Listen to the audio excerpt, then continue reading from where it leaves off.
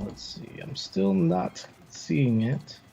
Should be It says, live. it says you have a stream scheduled. Okay, Yeah. when I clicked on it, it. Yeah, it should be up now. Here we go. Ooh, Yeah, this John, game. how you doing?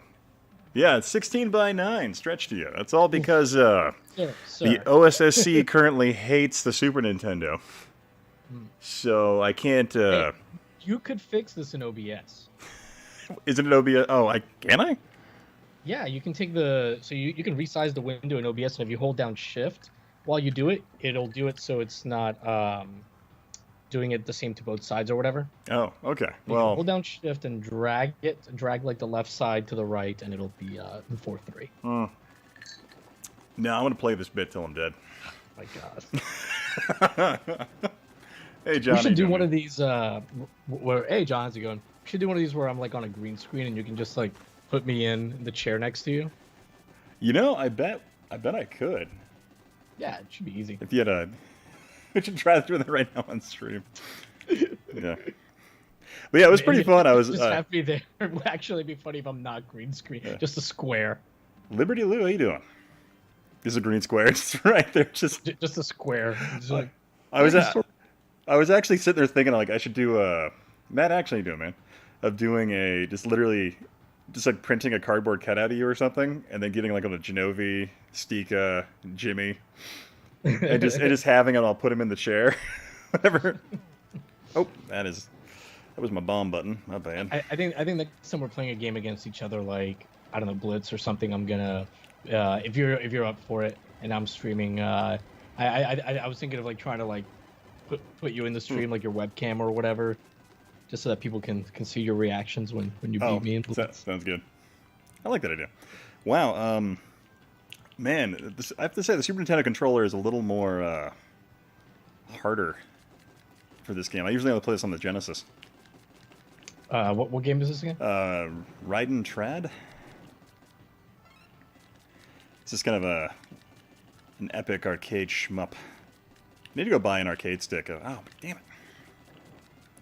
Hey, if you want, I can send you that giant arcade stick I picked up. I should order one of those. Yeah, well, you get a drone strike because they specialize in lethality. Yeah, I'm just trying to get rid of it in case they ever tracker on it. Yeah, it's a gift. Yeah. Yeah. No, don't tell anybody where you got it. You open it up, there's a bunch of microphones in it. You open it up. Why are there isolinear chips in here? This is weird. What was that movie from like 1982, 83? Was it Cloak and Dagger?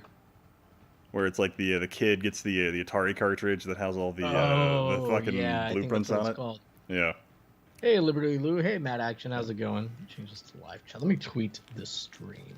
Yeah. Actually, I almost thought about doing a like Sega Saturn light gun stream, but I'm like, God, I have to move a CRT, and I'm not feeling that tonight.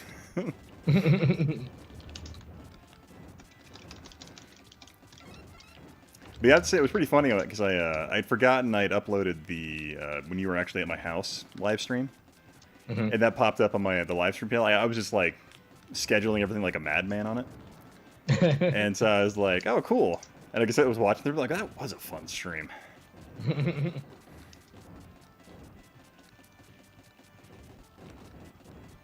How's Lainey doing? She's doing good. She's actually playing The Sims right now. Oh. She bought a very large house. Sims. Oh, sick. Is my chat updating at all, or is it just? It didn't seem like it was, but I had that problem. Let me see. Liberty Lou doing great brothers for light gun games. Any thoughts on Sinden light gun? Yeah, is the Sinden light gun? Is that the one where it's the compatible with HD TVs? Is that what I'm thinking of? I have no idea. Oh, I guess you're asking. Oh, I know there's one that recently came out. It's a HD TV compatible light gun zapper for the the Nintendo. But unfortunately, it only works with the top loader model. So that's the unfortunate nature of that one. I haven't had a chance to test it out because I only have a Japanese Famicom top loader model NES. I haven't successfully found one in the States that wasn't like $150. Damn. Mm-hmm. You know, the funny thing is... John said, shall we take bets on how far Ian makes it into this game? Yeah. Well, it's funny. I have... on the Genesis, when I play this one with like my arcade stick for my Genesis, I can pretty much perfect the first 2 levels without dying. But in this one, I don't know. I think it might be my Super Nintendo controller is a little little worn down. But I'm just gonna make excuses. Yeah. Clearly. Yeah. And I don't usually play this game with a gamepad, so I think it's my... This is like one of the few games where I'm like, arcade perfect, arcade sticks merited in this type of a game. So you decide on what your next video is going to be yet? Yeah, I think I'm gonna do it on GoldenEye. Oh, that should be really fun. Yeah. You gonna like go through the different remakes and other versions of it, or? Whoa. Just GoldenEye N64. That's all I'm touching. That's all I'm doing. No, I'm gonna touch on like that unreleased Xbox remake that they were gonna do. Oh, okay. But I think that's the only one that was going to be like a direct remake of it. There was like another GoldenEye 007 that came out like in 2010, I think. But it was like a different game. It wasn't like a remake of it or anything. Mm-hmm.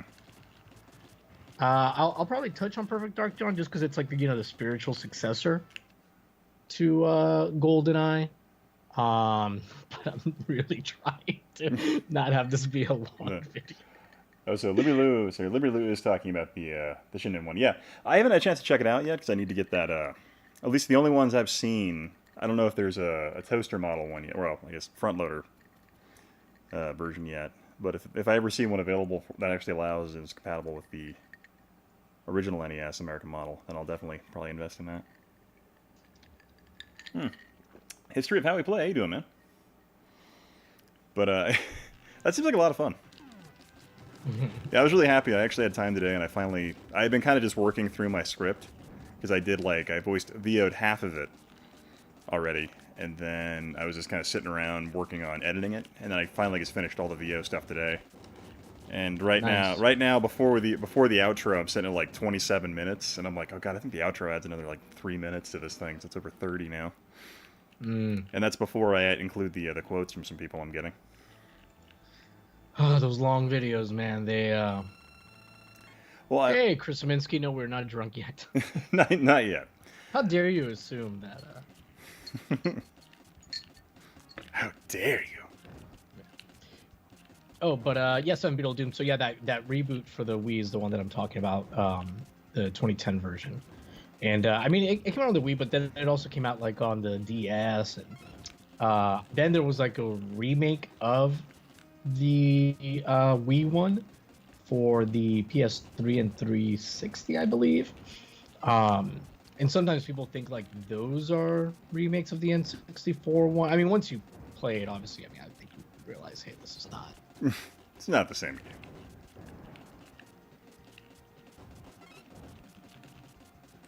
Oh, no.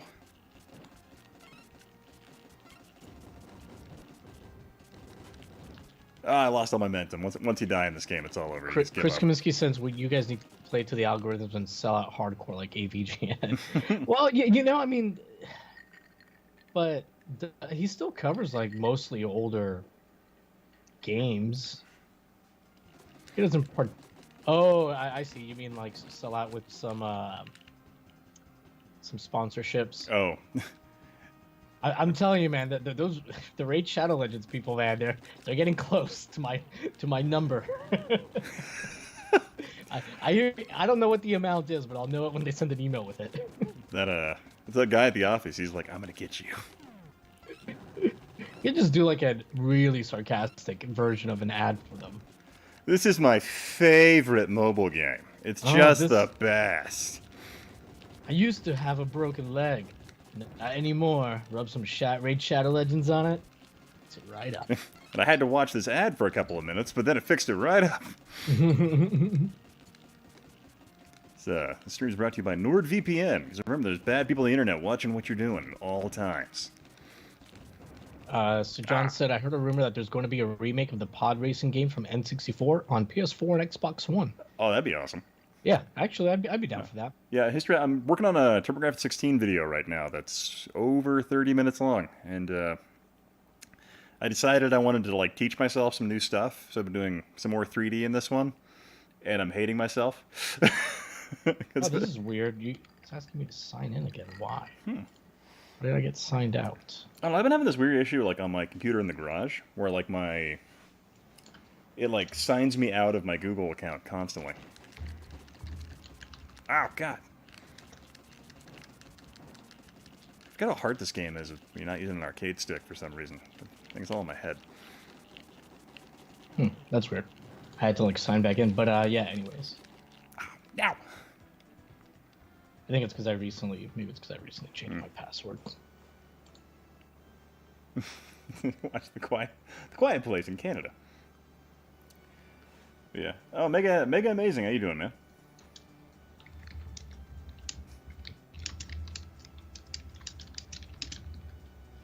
Yeah, John, I don't know if the raid stream was my best stream ever. I love that stream. That was my favorite. You're just like, I want to see if this is actually a decent game or not, because you're like seriously like getting those emails, and you're like, I just want to test it out, and nobody got the joke, and you're like, okay, this is a bad idea. Guys, I have been lifting. Chris says I have been lifting weights and eating and drinking like a maniac for like 3 months straight. Drinking alcohol? It's a man. Yeah, lifting weights and eating, man. I'll take it them gains. Yeah, pretty much. I pulled my Achilles tendon, so I've been like laying off running. I'll do like I'll do like a 2-mile run once a week now, just to like let my ankle heal up. But I've just been like doing nothing but lifting recently, and I'm like, ugh. I haven't been doing anything because the gym's been like closed. But although I did get in some stuff today for to be able to like do like excuse me, decent workout at home. So, and then of course it was like way too hot today to work out. God, so. yeah, it was freaking. Yeah, how hot was it in Seattle today? I mean, I think it only got up to like, I don't know, 80 or something like that. But still kind of humid there, though, right? Not super. It's just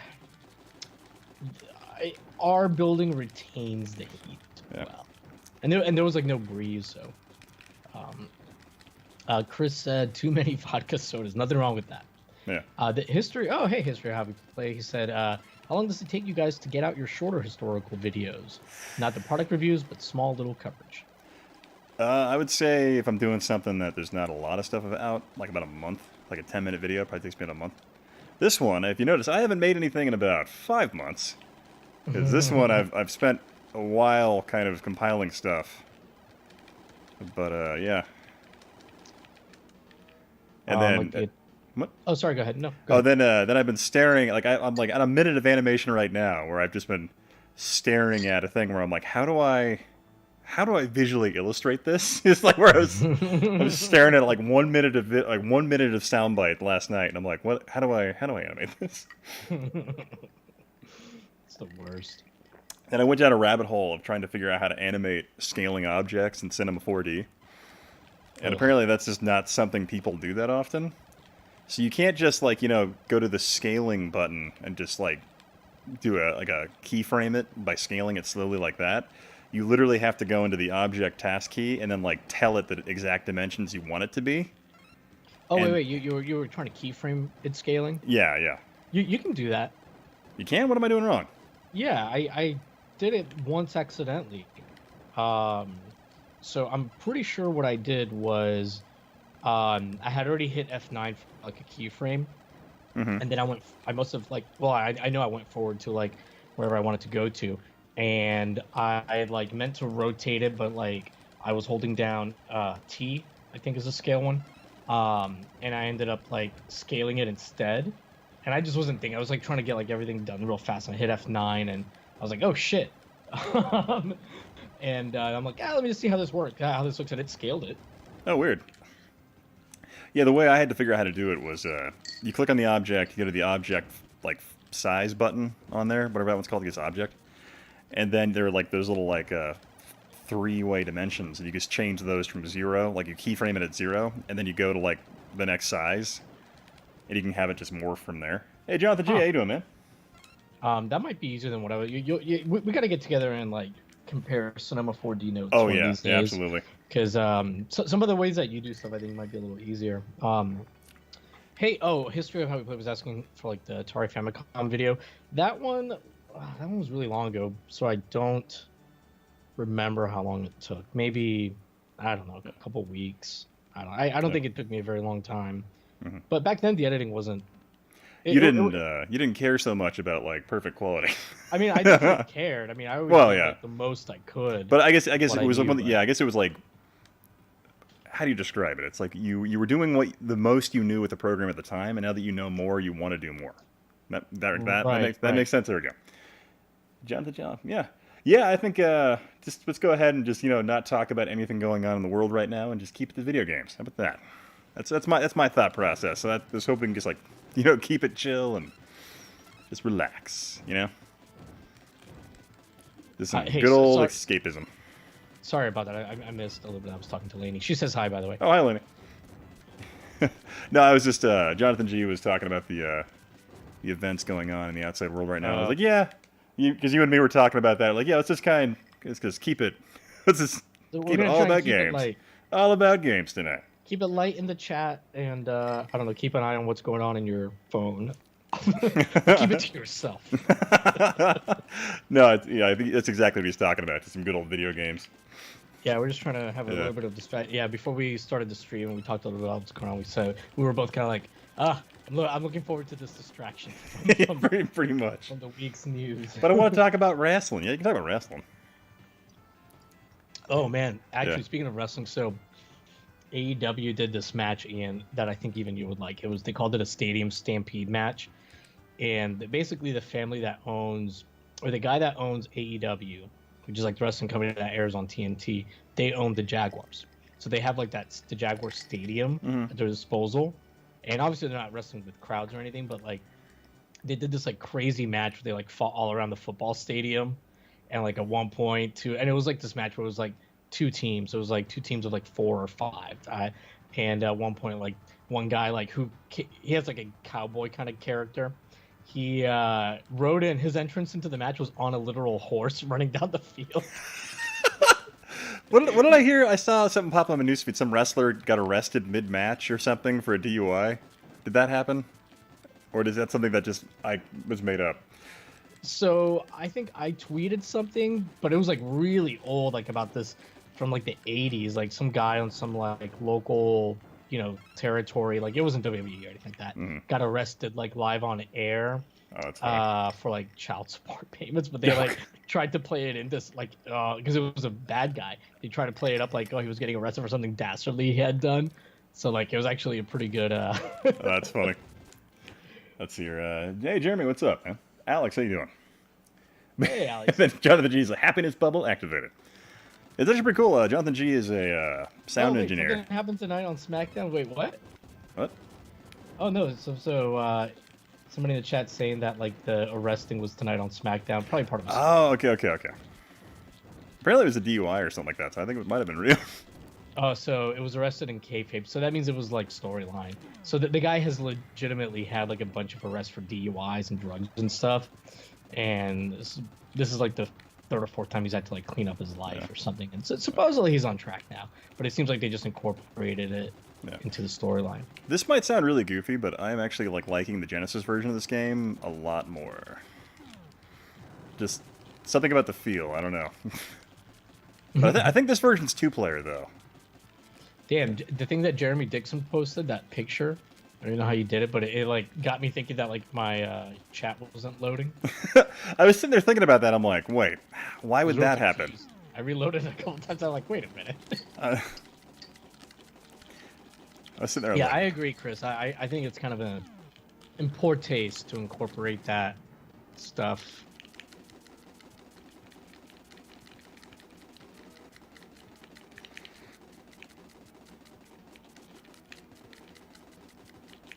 And yeah, Chris, sleeping is good for gains. Indeed. But yeah, you said your video is going to be about 30 minutes. Oh, Yeah. hey, Gab. Oh, Gabriel, what's up, man? Yeah, I think it's sitting a bit over 30 minutes right now. So I have about 8 minutes, 100% done right now of the video editing, and I'm just like, That'd be really weird if you had 8 minutes, 30% done or something. I have 8 minutes done, 30% of it.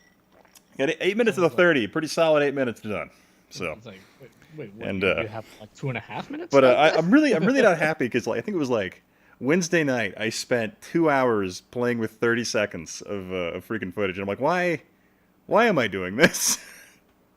It's like,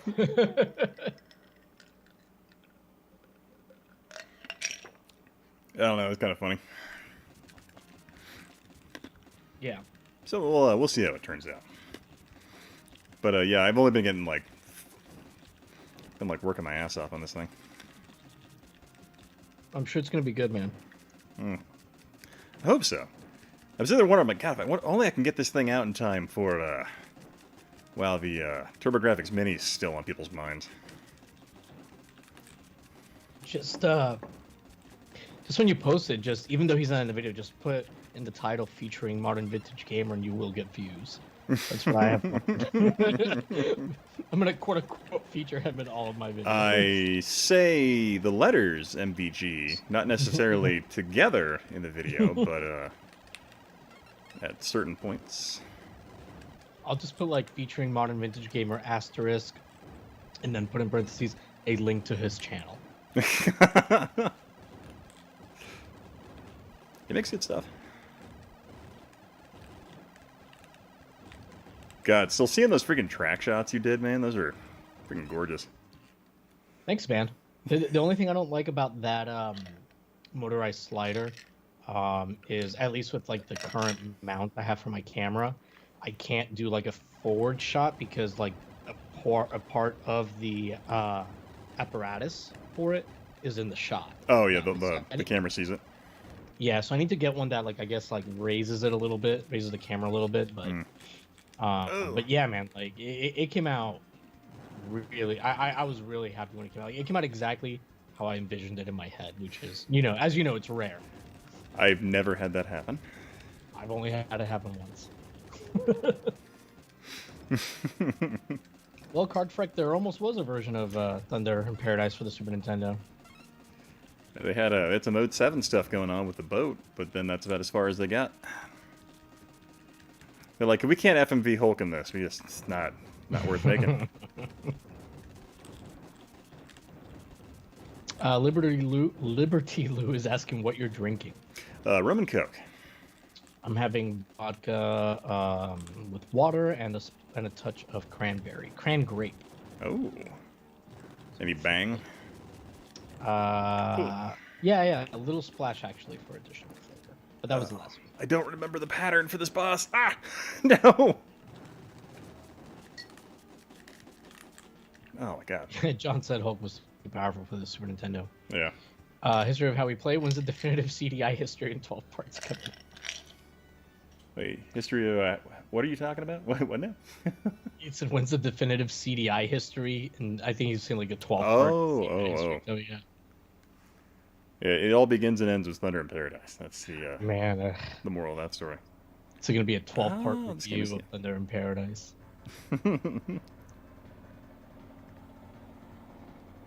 Liberty Lou asked, do you guys drink sour beers? I do once in a while. There's a cucumber beer I really enjoy. I don't think I've ever had a sour beer. That's pretty good. It's almost like a cider, but like no sweet is the only way I can describe it. Okay. If that makes any sense. I probably just have to experience it. Yeah. There's a great basement bar not too far from my house that has like 60 beers on tap, and they've had like random cucumber beers that are really good.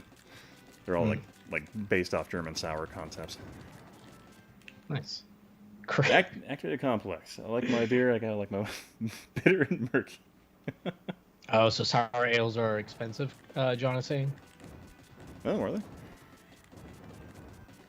Well, John has like expensive beer taste, anyways. Oh yeah. Probably the ones like he would drink because he's like more of a connoisseur. Yeah, I do not have a refined palate. Chris Saminsky said, "Please donate to our Kickstarter for the CDI documentary."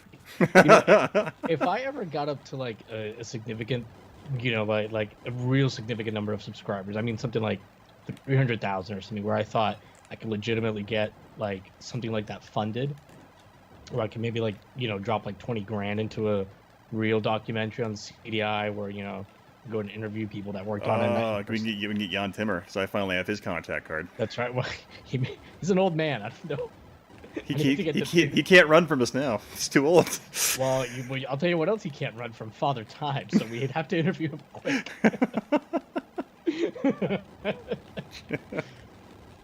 But yeah, like that would be like a really cool thing to do, I guess.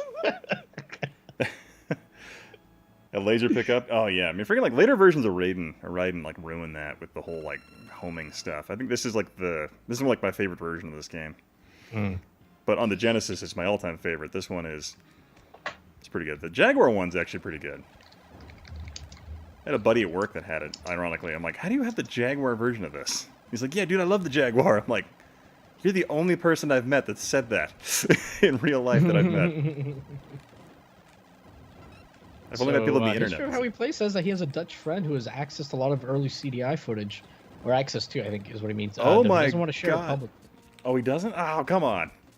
What's his price? Oh yeah, wait. What is his price? Seriously? What's his price? I'm willing to pay more than he thinks anybody's willing to pay for this. I will shower dollars on the end of that as well to sweeten the pot, so to say.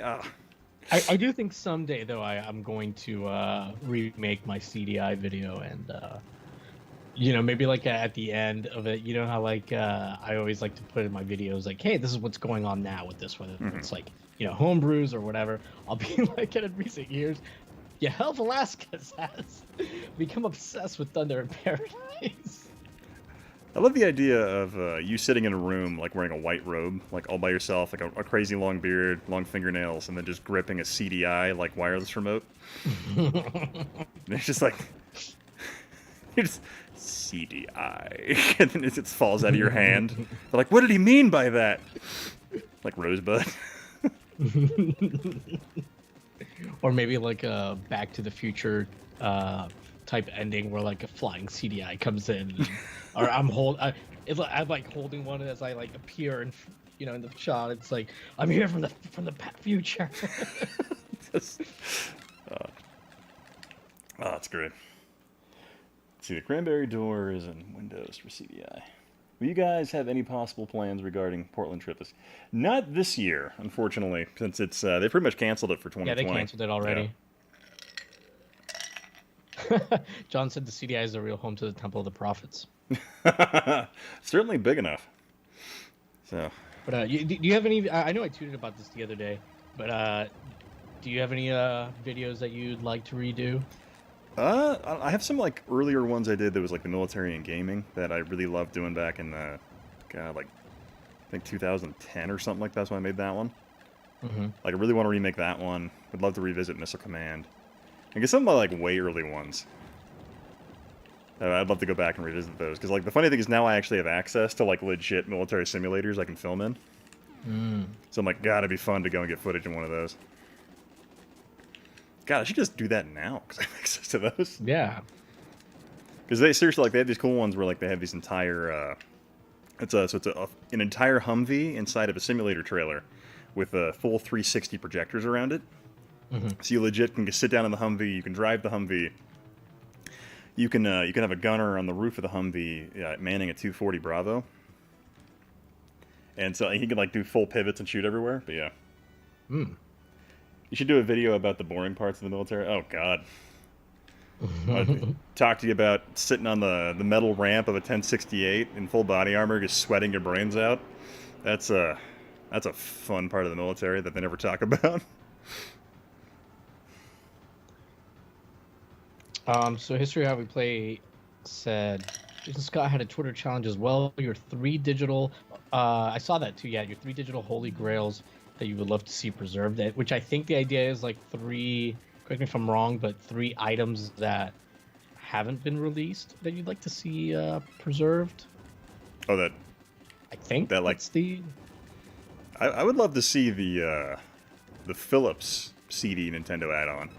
I'm sure that's somewhere around here. I'd love to see that thing preserved. Yeah, there's probably some kind of prototype. Man, it's hard to say because like so much stuff has come out in the last like 5 years. I feel like a lot of the big ones have. Sorry, to activate accomplice. Chris, that's called Arma. There's that the Gears dad of shooter. War like PS3 build that's supposedly out there. Oh, weird. I mean, I'm not like the biggest Gears of War fan, but that'd be kind of interesting. I want to be honest. I never really liked Gears of War. Just I always hated like the. I mean, the gameplay stuff is pretty neat, but like I hated the aiming mechanics. Just because it always had like a big targeting reticle, unless you were like using a sniper rifle. It just always drove me nuts. See, like the stuff I would like to see are just like probably more like, and this wouldn't count as digital, but like weird accessories that never got released or whatever, like the Sega VR headset. Like, oh, that'd be a cool one to see. There is supposedly they were all destroyed, but come on, somebody's got one somewhere. We had to destroy these because they made people's eyes bleed. You're making children sick. What was it? Was it Tom Kalinske that said that? Huh? Yeah, Tom Kalinske. It's like that. I have him on audio. It's like that. It's like that mask from Halloween 2 that like melts the kid's head when it hears that particular music. You know what I'm talking about? Yeah. Dude, on my Sega VR video, I had people, literally a few people that commented that it wasn't a real thing. It never existed. Mind you, like I have a commercial from it being a prize that Sega was offering, and video footage of like it from Sega's E3 or CES booth, or whatever. But yeah, well, it just blows my mind that. Well, isn't like the other half? They're like, this thing came out. It's this thing, and that's literally it's just this. People are like, I had it. I'm like, you didn't, man. You had this thing, which is just a LCD screen strapped to your face. Right, people confuse the Stuntmaster effects because it kind of looks like it a little bit. Yeah. And but it's like I literally show the stunt. That's how I know those people didn't watch the full video, because I show the Stuntmaster effects. Well, I'm like, yeah, it looks like it. It's it was Halloween 3. Oh, darn it. Oh, sorry, I interrupted you. But yeah, sorry. The Sega VR would be cool. If there's like an M2 Pro, actually, I think there is a couple M2 prototypes out there, so never mind. I would love to see the Black Belt prototype, the one that was being built by I think Lockheed Martin was involved in that one. For the Black Belt was the alternative to the Dreamcast. Oh, I'd love to see the Activator 2. Oh, that was never. It's a full body suspension rig. Yeah. I'll be right back. Gonna refill my. Oh yeah, do your thing, man. Once you get back, I'll refill mine as well. Actually, America's Army wasn't really jingoistic, at least. Well, so here's the thing. Like, America's Army was just all about. It was just a recruitment tool. I wouldn't say it was jingoistic because you never actually fought anybody aside from Op 4. But wait, there's a Blackwater or Xbox game? I didn't know of that. But yeah, so essentially, like, literally, America's Army had a, what was it, congressional funds allocated to it because it was literally a recruitment tool. Just because, like, in that, I want to say, whatever, was it 2000 that came out? Or 1999? Essentially, like, U.S. Army recruitment was so low, they actually, like, got specialized funding to permit the creation of that game just to try and bolster recruitment. So it was just, like, advertising. But yeah, you definitely could call it propaganda, I guess, in the sense of it being a tool in that regard. But yeah. Didn't the Blackwater game come out after they changed their name to Xi Services? Yeah. UN Squadron? Yeah, I have played UN Squadron. That was pretty fun. Yeah, I'll switch games here in a minute. I'm just kind of digging this game because I've always loved Raid and Tread. Ugh, I used to be able to, like, perfect this guy. just don't remember the pattern here.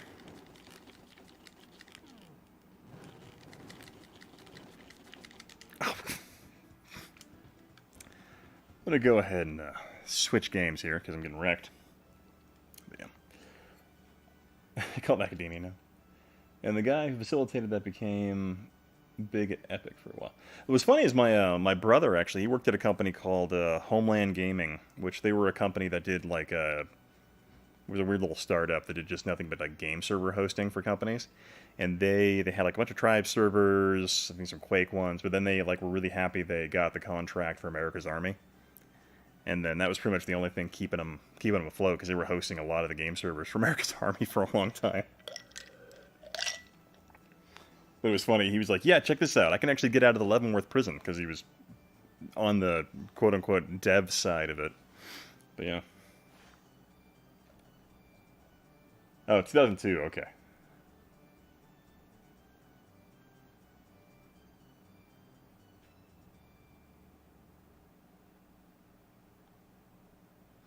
It would definitely be fun to go back and talk about some of those things, because there were some really interesting simulator things that were coming out. Because I remember, like, in 2003, I got to play a version of, like, US, like, was it a Beachhead 2000 that was modified to work with CO2, like, M4 light guns. So it was pretty fun. Let me go and switch games here. Let's do, like, Mario Kart for a minute.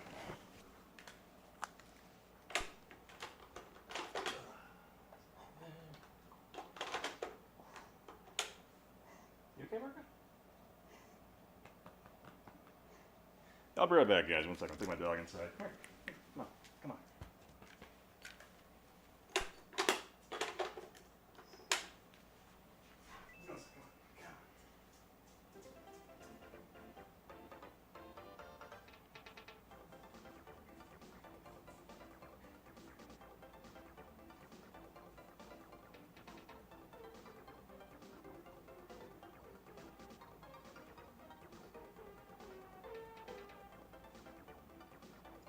Oh, I'm back. I think Ian is. I guess this alcoholic couldn't wait to go get himself more alcohol. Let's see. I think he sent me a message, actually. No, he did not. Anyways, hopefully everyone's doing great. I'll catch up with the chat while we're waiting for Ian. Let's see here. Didn't the Black Water game come out before they changed their name? I think you're talking to somebody else.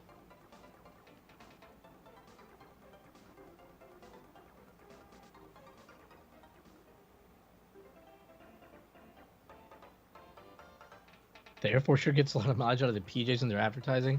Not to take anything away from those guys, they're badass, but it's funny how the ads sometimes play that up.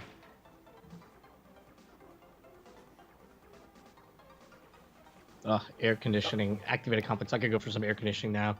Live in Washington and we don't have central. What's that?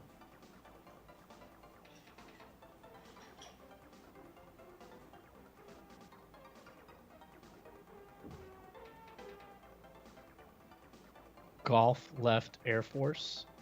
I think I misread that.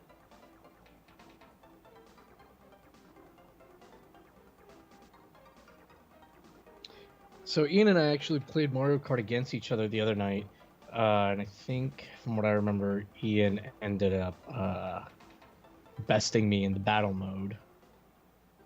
I think I beat him overall in the races. Maybe not the second cup, now that I think about it.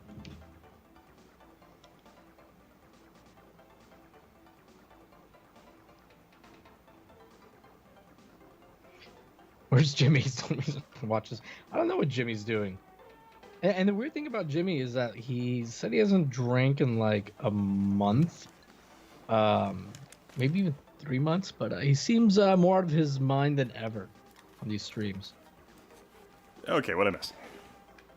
Oh, nothing. Somebody was asking about where Jimmy is, and that's pretty much it.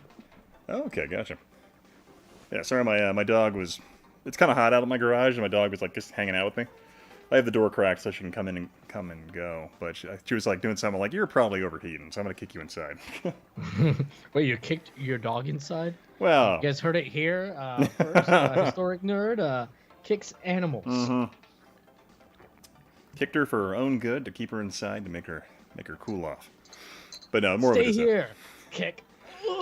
no, it's more of a just walked her inside, made her drink out of her water bowl for a second, and then I'm like, oh, I can lay over here in the cold linoleum. And then she was like happy as a clam in there.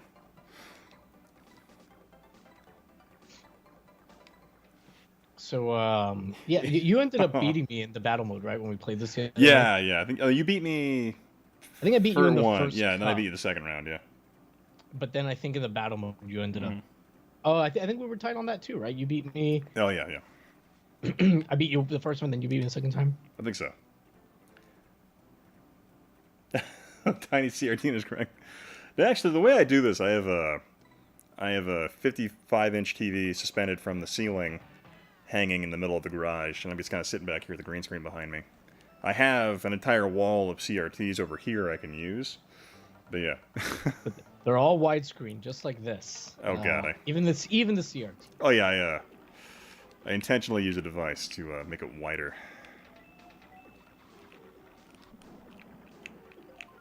Well, an interesting strategy you've employed in this race, of waiting for 10 seconds to start. I gotta give him a chance, you know? Moving. Look, to be fair, with this game's like rubber banding, you really can do yeah. that. Yeah, it's pretty easy to come back in this game. Yeah. Unlike virtual racing, where there's no rubber banding whatsoever. So it's, Right. If you're behind, you are doomed. I don't mind rubber banding in these kind of games. Like Blitz is like notorious for its rubber banding, but I don't know, it makes it more fun, man. Oh yeah.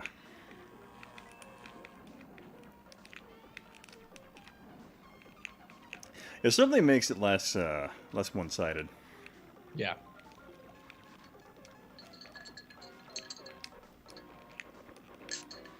Apparently, I'm like focusing really hard. Yeah, I can tell. I mean, you're in first place. It's very unlikely you're going to lose. Damn, you're already laughing, people, even after waiting for 10 seconds. Yeah. I'm sure there are people like that can just utterly trash me at this game, but yeah. We can play the cop game. Which game are we talking about? Maybe Dynamite Cop? It's here, Jeremy says, Army, Navy, Marines all think the Air Force is full of excellent golfers.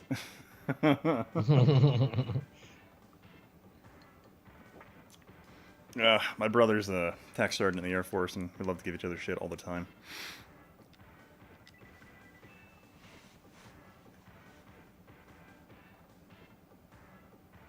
Oh, yeah, let's go ahead and not talk about that, Carrie.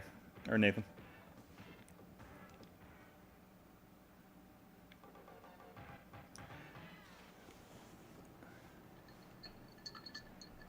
Oh, yeah, I missed that. Yeah.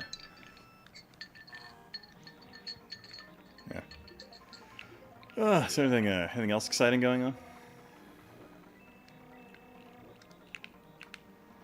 No, oh, John beat me to it. No, not really.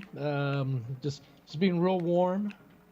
It's actually starting to cool down a little bit, but it's still kind of warm. But yeah, not much. Just been playing some Animal Crossing. Oh fuck, I forgot to log in today.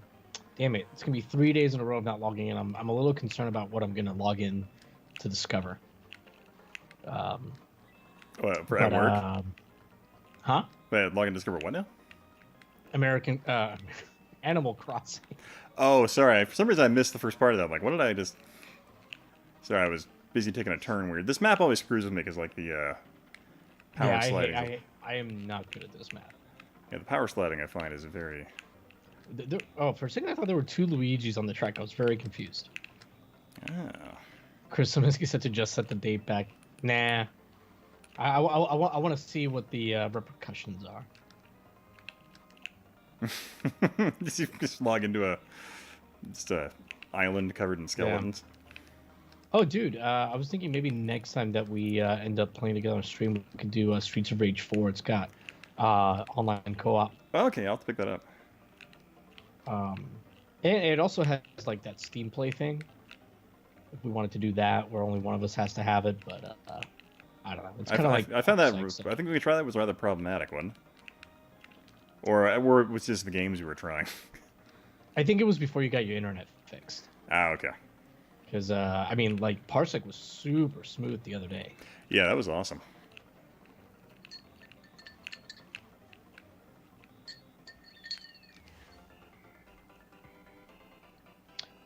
Chris said Streets of Rage 4 is awesome. They added air juggles and all kinds of cool shit.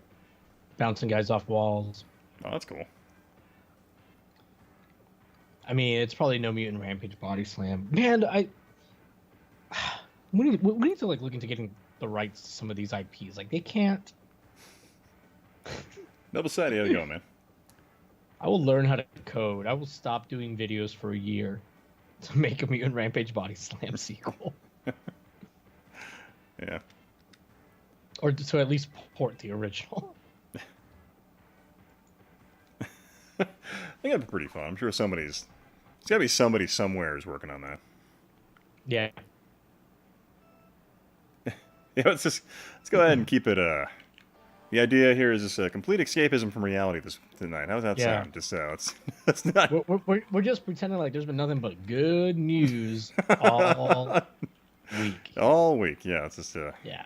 Keep it about video games and other dumb stuff. Yeah. That's my thought process.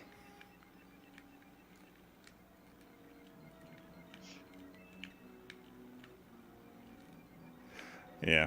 Oh, speaking of oh hey Stry, how's it going, man? I was gonna say, speaking of sharing stuff, this is like going back to our Cinema 4D conversation, but did you? I think I was supposed to tell you how I did the magazine opening in Premiere. Did I tell you that already? I remember you talking about it. So in the Neo Geo video, like how I have them like actually flipping open, all I did was I just went to archive.org, and you know how like you can like when you look through their magazines, like it like flips a page or whatever. All I did was put it full screen, captured it in OBS, and then just set once I pulled it into Premiere, I just like set a mask. Actually, I don't even think I did the mask. I think all I ended up doing was cropping it, and I just like keyframed it. It just took like a few keyframes to keyframe it as it opens, to like hide everything else behind it. It actually worked really, really well. And then the nice thing was, like, once you have it like keyframed once and you've done it once, you can like save that preset. Oh, that's cool. I remember I did I think it was like a couple of years ago, I did just a random, just teaching myself After Effects moment where I made a video where I was like talking about anime.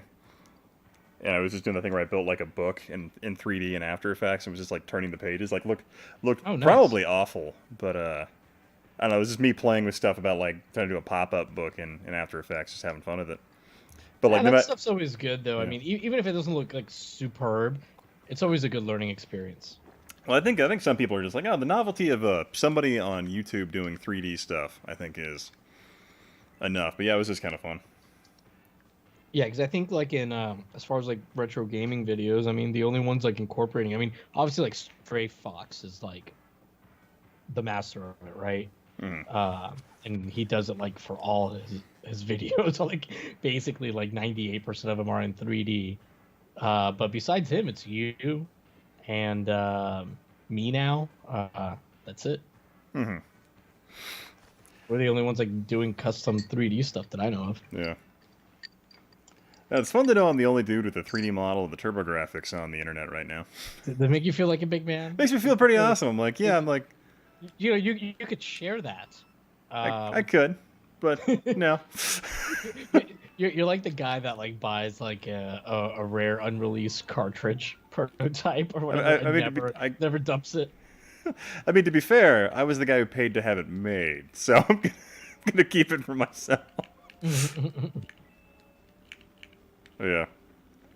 Yeah, Alex, if you wanted to, it's Alex said he wants to party and feel good. If you want to, you and your Coors Light, drop a Molly or something. 3D is a hard flex.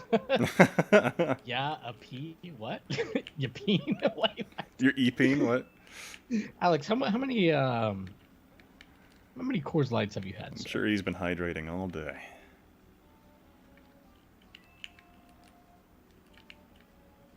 Get someone to 3D print it for you. I don't know. Honestly, the funny thing was I was thinking of paying the guy I had made the TurboGrafx for me doing a Sega Neptune that doesn't have that 3D printed. Like, make this Oh, one you now. could, yeah. Like, make this one now. Ha! Work for me.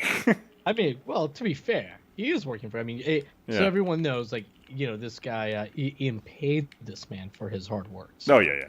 it's not like he's using his labor for free or No. something. Yeah. Excuse me.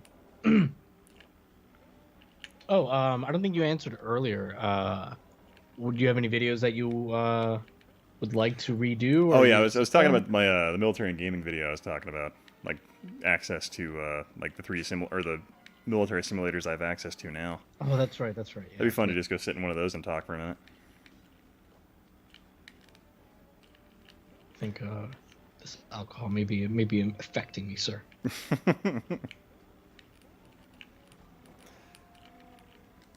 So let me catch up on the chat here.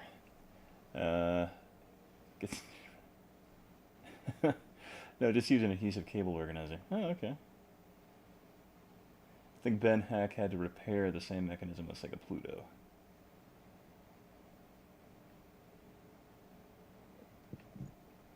Yeah, there's a guy with like a Neptune model that I think took it to Ben Heck or somebody. Yeah, I think there was a video we did that. Like, I don't think Ben Hack hasn't been very active in like the last couple of years, right? It's more like he kind of turned his channel into a community platform or something like that for retro repair stuff. Yeah, something like that. Yeah. At this point, the military trains people. I think DCS is incredibly accurate, isn't it?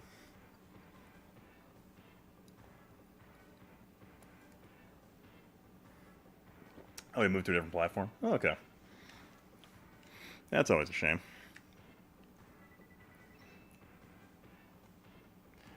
Hey, Yosef, how you doing, man?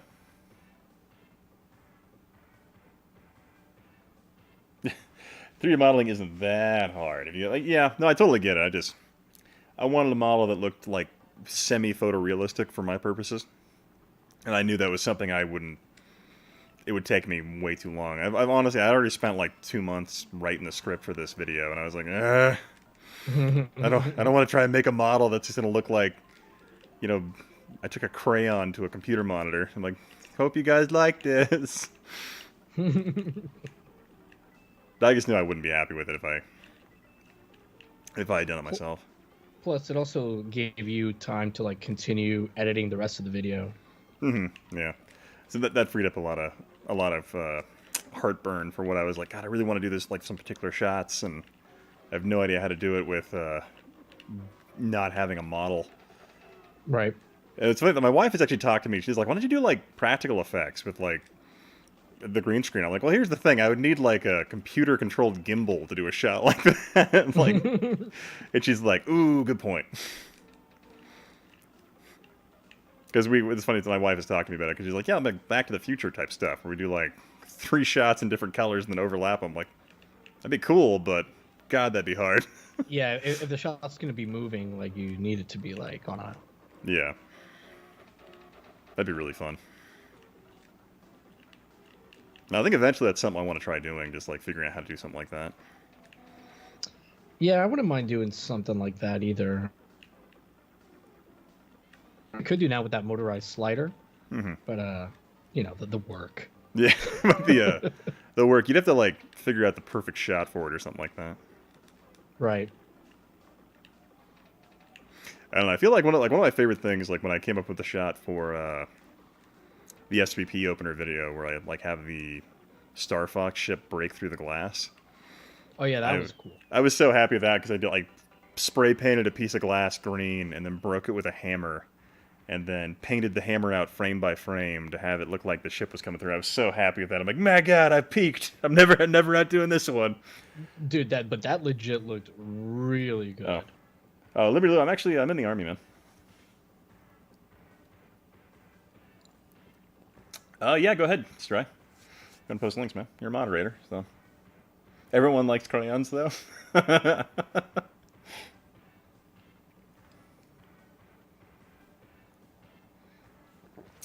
man. Well, I hope everyone's doing great tonight. Just having a nice, relaxing evening.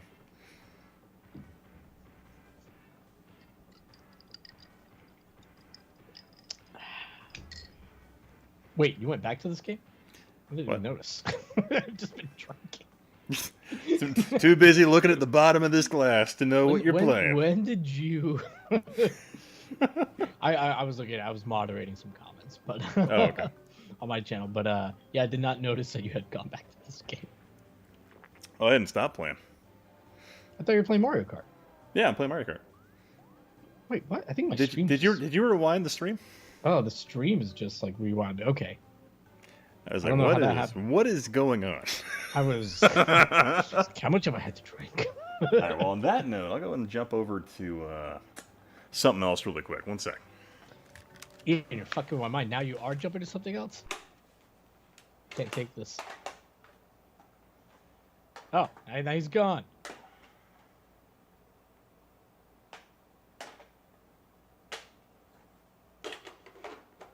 So I watched an episode of Star Trek tonight where Worf is passing through different realities. So this is very similar. And to this you know, experience.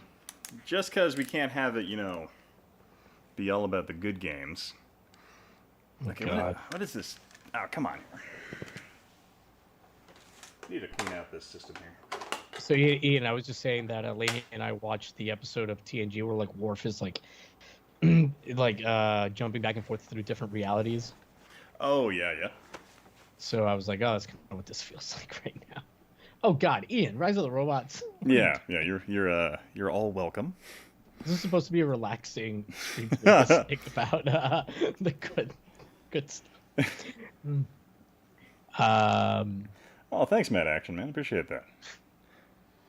Chris Saminsky, I can't wait for the pandemic to be over in 2023 when I can finally see the new mutants. I thought he was talking about Mutant Rampage Body Slam reference. That is not that. The rage of the cyber. What was it? The rage of the cyber. The cybernet. The rage of the cybernet is Body Slam.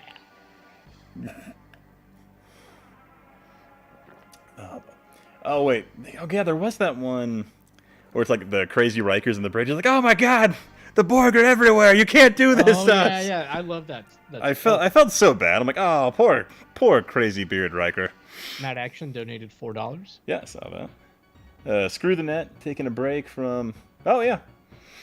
Yeah, I think it's for everybody tonight. Just kind of relax and enjoy video games with some pure escapism. How about that?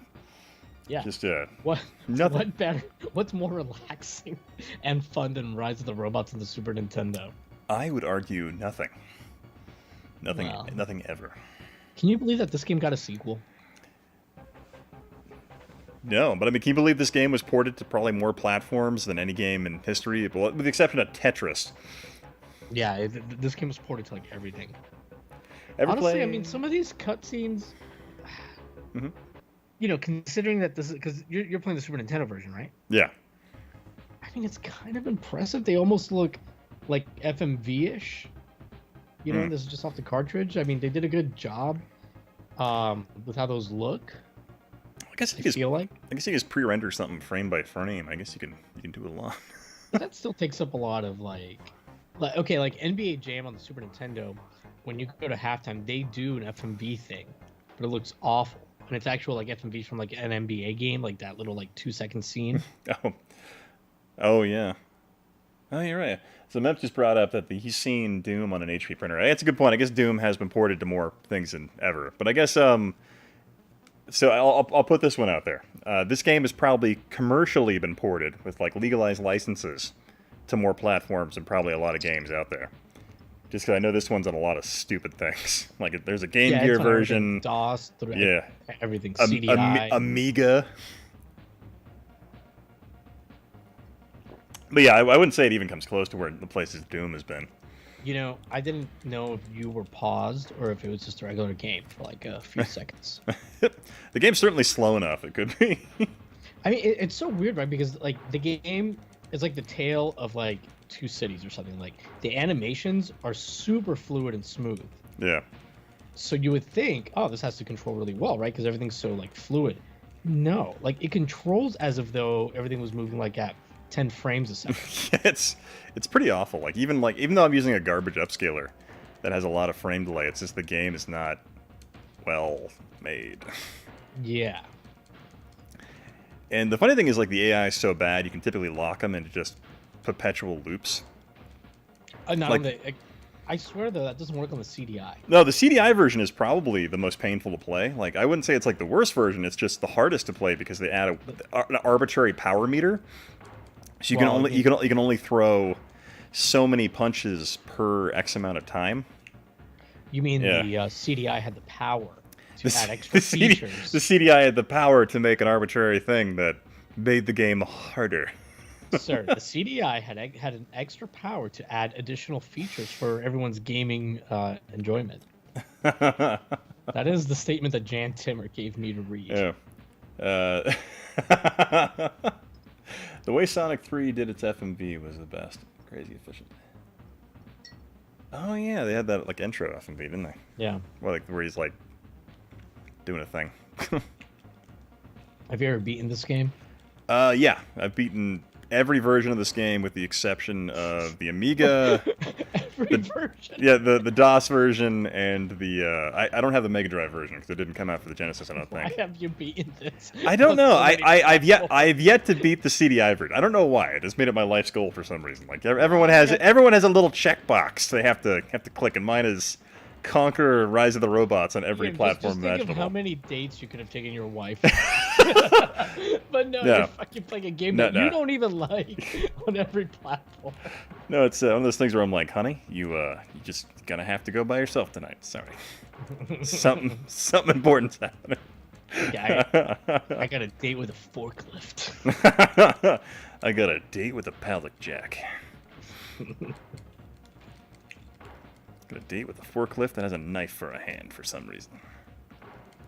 So Jeremy said that this game is not in the top 10 for most ports. Oh, really? One, which is yeah, that's why. Yeah, I said Tetris. And he said Doom is not in the top 10, which is what? That's kind of surprising. That is crazy. Well, I guess commercially ported. So let's Jeremy, don't tell us who else is on the list. See if we can guess. Ooh, that's hard. Because I mean, I feel like if Doom isn't on there. Okay, well, it's got to be something like Pac-Man, maybe. I could see that being on there. That's had like a million releases on compilations and stuff. I guess Pac-Man would probably be up there. Maybe like not Space Invaders. That's not. Solitaire? No. No Pac-Man. Damn. What? Oh, SimCity. That's a good one, Mephitis. Yeah, that's a good. SimCity. It's like Clay Fighter, but fugglier. Killer Instinct meets Terminator. Yeah. I mean, Sonic has been ported to a lot of stuff. I don't think it would be in the top 10 though.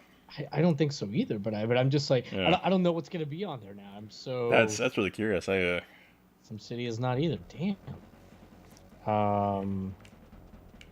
Doom isn't. So I would assume Wolfenstein isn't gonna be on there. Yeah, I would assume Tetris is based on the sheer number of computer platforms it's been ported to. Oh, Sonic is on there. Okay. What? Sonic ports, yeah. Because it's always been on a shit ton of collections. Oh, I guess in terms of just sheer number of consoles, I guess you're right. Yeah. Maybe Mega Man. That's been ported a lot. It's been on DOS. Yeah. Oh, fucking Street Fighter 2. Oh, that's a good one. I bet that. That's probably in everything. Maybe Mortal Kombat also. Oh, this one's funny because you watch this I forgot about this bot because you just kick at him. You can actually lock him in just a duck for the entire match. Just because of how poorly made. Like, this is how dumb. This is how dumb and often I played like the different versions of Rise of the Robots. Like, I can tell you definitively that the 3DO is probably the best version to play. No one's more of an expert on the internet than you, I assure you. On this game. Oh, I'm sure there's somebody. But I think for a while, like literally, I was the only guy that had a. What just happened? Time over. I think there was a minute there where I was the only guy who had actually like beaten the game for 3DO, and I actually had like the world speed record of like 15 minutes or something like that. Yeah, but I never bothered to. That guy. I might be. I never bothered to upload it to. So Jeremy said Street Fighter 2 had 18 ports. Oh, Castlevania was Mad Action suggestion. That's a good one too. Yeah, that's good. Yeah. Oh man, rum and coke's nice tonight. Oh yeah, I'm not sure you heard for last stream. It was funny. I got all my gear back from Germany finally, because Oh, the Connex finally showed back up, and so I got my equipment. So like last stream, I was actually showing off some of like the gear I take into the field. It was oh, just funny. nice. I'm like, yeah, here's my mess kit and my aluminum teapot that I love because hot water is awesome. Because when you All right, hmm? I'm gonna use the bathroom real quick All and right, refill. all right, do you think?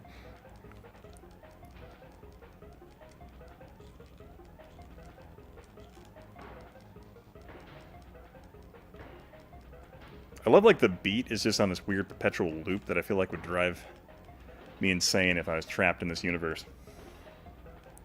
Castlevania is not on the list. Okay, interesting. Kind of shocked Rise of the Robots isn't. How's it going, Memp? And how's your son doing?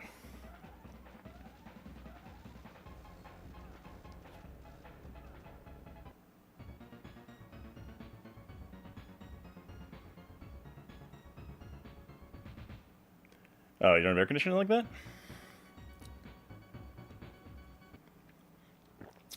You know why it's really hot where I am? Because my garage apparently, despite the fact it is quote unquote insulated, is not actually insulated on the majority of the ceiling, which is kind of interesting.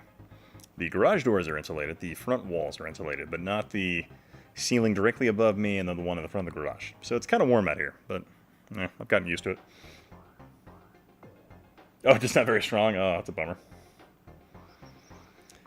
Yeah, man, God, trying to sleep when it's hot is just the worst.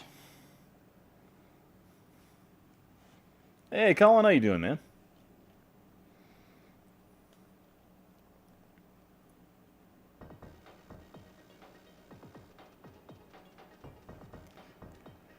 And we can catch up on the chat here. Let's see here. Street Fighter, definitely on the list. SimCity's not. That's interesting. Sonic is. That's crazy. Let's see here.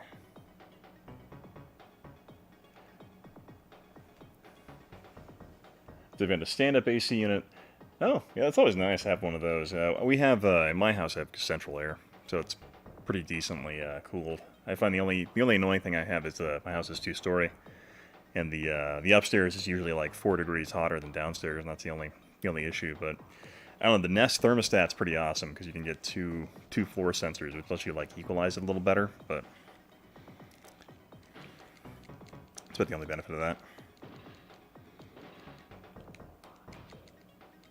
Oh, this one does that. I think the secret to this guy's just punching. Is it low kicks? Yeah, it's just low kicks. Ah, you can't spam this one apparently.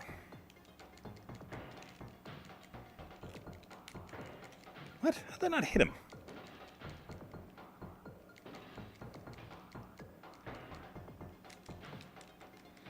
My spamming doesn't work on this one. Ah.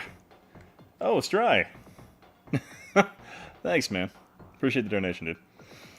Yeah, I'll have to have a beer. Alrighty, I have returned. Welcome back. Switch to a beer here. Oh. Oh, Rayman. Really? Rayman 2? Final Fantasy, I guess Angry Birds. Oh, Dragon's Lair has been on a lot of stuff. That's a good one, too. So this is the list, Yeah. right? Oh, Dragon's Lair, yeah. Out of this world, okay, yeah. Oh, what? The swamp coolers you share with your neighbors? That's awful. I guess I shouldn't be surprised Dragon's Lair, 'cause that's on, like, everything. It was on Sega CD, CDI, I think 3DO. I mean, there's a real shitty Super Nintendo version. Oh, yeah, there is. You're right. There's even a Space Ace one there. Power Rangers, yeah. the FMV game? That's a fun one. Yeah, I remember when I tried to stream that, I got, Oh, yeah. copyright. Oh, yeah, that one. Which is kind of odd, because it has, like, 25% of the colors you'd normally have in a Power Rangers episode. Right, I'm just like, so how did this get recognized? Like, how did the audio? Yeah, like, I think it's all the audio, yeah. Because I think it's funny, like, there are entire episodes of Rick and Morty on freaking YouTube, but, like, all they've done is done, like, a pitch shift, and that's apparently put it just out of the range of the Content ID system.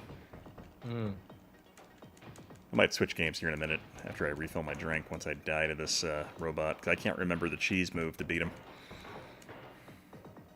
Yeah, again, the animations for these guys are really good. It's just The controls are terrible. Oh yeah, it's yeah, the animations are all good. It looks good, but like it's really floaty, and like it's very slow. Even if I was playing on a CRT, the response time would be awful. Yeah, the Yeah. stages look terrible. Oh, Ian, does the U.S. military use smartwatches? A lot of guys use smartwatches, especially ones with like embedded GPS, because it's kind of nice. But the issue with that is if you're on like a military like a military installation or something like that, and you're in an area that doesn't allow smartphones or stuff like that, you got to take your smartwatch off. Because I know there's a bunch of places like I can't go on the base I work where you can't wear a smartwatch. They're really nice for just like field stuff like that. But like if you're out in the middle of nowhere, there's actually a really interesting story where a Ukrainian battalion got erased by Russian artillery recently because all of them had smartphones on them. Because apparently their like Ministry of Intelligence had issued these. It was like an app that the army was supposed to be using on their smartphones, but it was actually one that the Russian military had put out. So literally, they just had this gigantic just spot on their map where they knew all these soldiers were.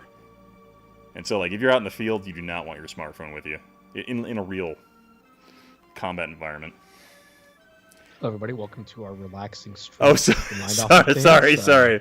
It was funny because I was at NTC last year, and we did this thing where like we're out in the field. You fight a mock war for a month basically. So you jump across the desert and stuff like that. And I was talking to one of the intelligence guys, is a buddy of mine, and we were talking. He's like, "Check out this map," and I'm like, "Oh yeah, what's this?" He's like, "Every red dot is where some asshole turned on their cell phone." And so it shows me this map that's like you can watch the entire our entire force movement by the assholes turning on their cell phones, despite the fact they weren't supposed to use them. Wait, Ian, is this your opponent's name literally military? I think it might be. They that sounds like a fucking placeholder name that they just never got around to like coming up with like the real name. Screw it. Yeah. All right, I'm gonna go refill my drink. I'll be right back. Right. Military robot. Just yeah. Not a very creative, and the thing is like that robot. So he's called military, but he doesn't really scream military, right? He's like I think he was like black and silver for the most part, so not wearing camo or I don't know, just anything in particular that like would make you think, oh yeah, this robot military, sure.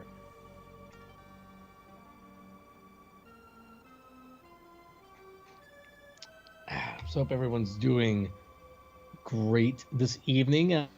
Anybody play any newer games lately? Like I said earlier, most recently I just got into Animal Crossing. I'm like the last person to get it. Yeah, Chris, he does look like Pepsi Man on steroids. I actually streamed Pepsi Man about it must have been like a month ago, maybe a little bit more. Honestly, it was pretty decent. I did think like at parts it got like a little ridiculous with the difficulty, but I don't know. I was also drinking quite a bit, so maybe I just couldn't hang anymore. Just got Phantasy Star Online 2 today. Oh, nice. Chris, I downloaded Neverwinter Nights. All right.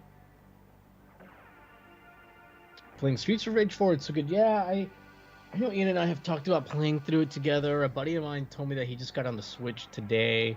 So, I don't know. I saw that on Steam at least. It's $25, which isn't too bad. So, I might get it on Switch to play with my other buddy and then buy it again, I guess, on Steam to play with Ian.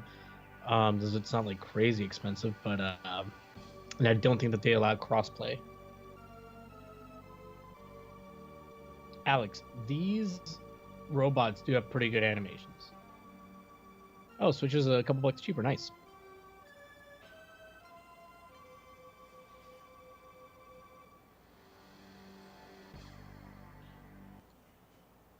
What's weird is like I don't think Rise of the Robots FMV cutscenes, if I'm remembering right. I'll have to ask Ian because I know he's played on CDI a bunch of times. I feel like they didn't really have much better cutscenes than the Super Nintendo one does. So yeah, Alex, we can do the Parsec thing, or actually, it is one of the games that's works with Steam's remote play service, which is like their version of Parsec. So We could even like do it right through Steam. But I don't know. I will say, Alex, the other night when Ian and I played some games through Parsec, now that he got his internet speed change and a couple other things, like it actually worked perfectly. We didn't run into any of the issues we've run into in the past. See, spicy maracas. What's up here? Stripe posted something. I'm looking at this picture. Yeah. Oh god. Oh, potato mashers. Okay. There's big old hand grenades at the end of wooden sticks. Oh, dude, this is a great game. I suck at it, so it's challenging for sure. Like all three of them are pretty challenging from what I remember.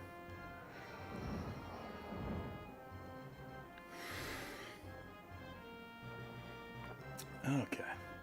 I missed anything interesting in the chat here? Not particularly. Playing a ton of Final Fantasy 14. Is that the online one? Oh god, so some little kid apparently was learning Roman numerals, so he scratched the shit out of the mailboxes in my subdivision, because we have these, like, community boxes. And I'm like, so he did all of them, but he did, like, basically 6 through 9 are completely wrong, and it really bothers me how he scratched them in. I'm like, God, couldn't at least done it right? Because he basically keyed the boxes. I'm like, it was somebody's, like, 8-year-old or 9-year-old.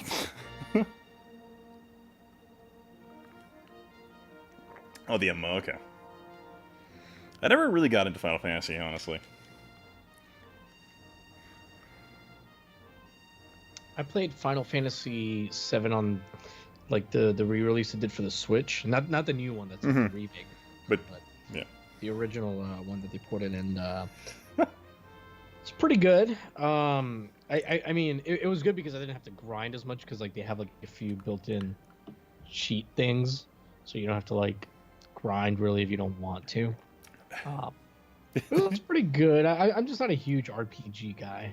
I wish I was, though, because I enjoy story-driven games, but not RPGs. Like I don't enjoy crafting, and like I hate go get this to give it to this guy to give you this other thing to combine with this thing. Like, yeah.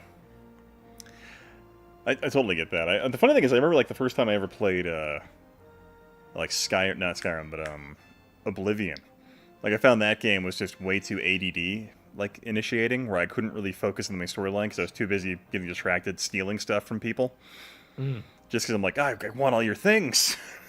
You have something I want. I'm going to kill you in the forest and take it from you. Wow, we're learning a lot about you as a person. Well, yeah, in Oblivion at least, when there's no rules. If you have a shiny hammer, I'm going to take it. Sure. Oh, I mean, there's some RPG. Like, I like Knights of the Old Republic a lot. Oh god, I love that game. That game is fucking fantastic. Yeah. But and even in that game, even though you have like optional quests, like it's still like pretty linear. Which I don't know. I actually like my games to be somewhat linear, because I don't know. I guess I'm trying not to think too much. That's a great game. The first Mass Effect game is great. I mean, the first three they're all pretty decent. I think my issue with Mass Effect is that was a BioShock game, or no, a BioWare game as well, right? Yeah. Because I remember playing that one, I'm like, I don't want to play this shit. I just want to play another Knights game. I don't care about this. Like, same with, God, they did another one. What was it? Basically same formula as Knights, but it was like a medieval fantasy. Oh, yeah. Dragon something? What am I thinking? It's like a martial arts themed one, right? What? No, that's Jade Empire. Is that one? Jade Empire. Yeah, there was that one, and then there was the one where it's like I don't know why I'm drawing a blank completely. Apparently, drinking has caught up to me. But basically it's just like a medieval fantasy type game, and it's basically a lot of the really similar party combat mechanics. Nice. Hot take: I hated Rogue One. Fair enough. I really liked it. It's one of my favorite Star Wars movies. I thought it was like the best Star Wars fan film ever made. Is how I would describe Rogue One. But see, oh my god, I just realized I still haven't watched Rise of Skywalker. I need to now. That Lainey has Disney Plus, so it's on there now. So I gotta watch it. You're not missing much. See, but like you didn't like the one before it either. Oh, So I like, just that's I fine. despised freaking Last Jedi, I guess because I'm and not like really like that much into Star I Wars, and I don't take them seriously. I always think that they're just like, I don't know, just dumb fantasy films. They're mhm. not deep. I don't know. They're Mhm. fine. They're fun. Oh no, And I get you there. I guess my issue was just the way they handled the characters and things like that, where they're like there are all these opportunities to like improve the characters, and they just miss the mark. I don't know. I feel like that's a byproduct of modern storytelling, where they just really they substitute special effects and action for just character building. And I think yeah, it's really rolled into Star Trek now as well, with like Discovery and Picard, where they've just forgotten how to write character driven right. stories. And I think that's a big part of it. But ultimately, in terms of Rise of the Skywalker, I'm like, it's like I felt like it was there, like, yeah, let's trying to like fix some of these issues we have, and yeah, this is like, Yeah. what do you do at this point? And people try to like blame like what's going on with these like franchises on like, oh, people have this agenda or that agenda, but really it's just bad writers. I think it's just Because just inept people running them. I think is right, the primary thing. because here's the thing: even if like somebody like a producer, or director, or whatever, even if they have some kind of agenda, whether it be political or social or whatever, if you have good writers and good directing, you can still make that interesting to watch. Like that's not why the movies are terrible. Okay, like it's so weird to me that people get wrapped up in that. Like, oh, this is what's ruining the movie. Nah, that's not what's ruining the I movie. feel like it's just You bad know? writers. Yeah. Yeah, I can feel you there. I can watch a great film about, oh, I don't know. I don't want to use anything too topical. So let's say some other evil historical figure like Genghis Khan or whatever, or somebody, uh, like, and be like, well, I don't agree with what he did, but it's still an interesting, well Yeah, written yeah, film. that was a pretty movie. Yeah, but That like was well done. Scarface, I don't want to be like a coke sniffing like mobster. Okay, reload. It's a good movie because it's well written. Let's see here. Jeremy just said, Star Wars is supposed to be simple, shallow sci-fi fantasy. Only got tried to be deeper later, and it didn't work. I guess I Yeah, could see. and maybe that's what it is, right? Yeah, That like they're trying to be deep. They don't. The franchise itself doesn't really serve that yeah, well to begin with, and then second, you have untalented writers and directors. yeah. But God, freaking Mandalorian's great though. I don't know if you've watched that yet. No, I haven't watched it Oh, yet. check that I've one seen out. It's post Fall of the Empire, I've seen and some it's behind the scenes stuff about it though, like about the effects with mhm. the LED boards instead of how they didn't use green screen. They just used like these LED boards that like track in real time to the camera. What? That Oh, you didn't sounds. know that? No, I didn't hear about that. That sounds So a awesome. lot of the sets are like partially real and partially what you would think would be green screen, but it's just giant LED screens. Oh, that's badass. And these are like, I'm simplifying it, but they're such high resolution, they're so good, and they're connected to this camera system, camera and computer system, that when the camera moves, it scrolls like in parallax accurately in real time, Well, just like it would. that sounds awesome. So they're basically like real-time rendering the entire scene, real-time compositing it. I'm sure they, always do some stuff in post, right? With like color correction or whatever. But yeah, it's crazy. And and the other thing, Ian, the lighting that they get from it, like for the outside scenes of the Mandalorian, like if there's a sun, these LED screens are so bright that like the light from the sun in the LED screen is actually lighting the scene. Oh, that's So everything looks like more realistic because the lighting is from the right angle. It's appropriate as the camera moves, the lighting moves with it. okay, that's pretty tight. Yeah, I'll have to check out Sight of the Sea, man. God, that sounds tight. Yeah. Yeah, it was God, freaking. Yeah, I don't know. I think my issue was just, at least with the Last Jedi, was I guess I completely felt like it wasn't how I anticipated the characters to go, and I'm like, eh. And that's just kind of where that went. But Mandalorian's freaking great in terms of like it's adopted the whole like Star Trek type of storytelling with like that subplot arc, but individual standalone stories. Oh, like Which you mean like old school Star Trek? yeah, like also like Like yeah, 90s. like TNG, like where it has like Yeah. standalone episodes where the story like it facilitates an overall arcing story concept in the background, but each individual story is its own encapsulated concept, Right. which Right. which I really like because ultimately, like, I get it. It's cool to have, because since Netflix, you can sit down and binge watch stuff now. But like, I don't have time in my life really to sit and binge stories like that at times. So I miss old serialized television concepts. Hey, Barca, I what think are serialized is what they what are you doing, girl? What are you doing? Why are you trapping yourself between two chairs here? Oh God! All right, go through there. All right, come here, up, into the chair. So, Ian, I think you might have it backwards. I think serialized is what they do now, and Oh, episodic. sorry, episodic. Yeah, thank you. Yeah, Flash Gordon. No, that was a fun one. Let's see here. But I will say I do, besides Rogue One, I really, really do like the original Star Wars trilogy. Like, I don't know, man, it just feels like so fun, and the characters are like fun, and they're written. They feel like real people. They all have great chemistry. And the effects, man, from the original, dude, they hold up.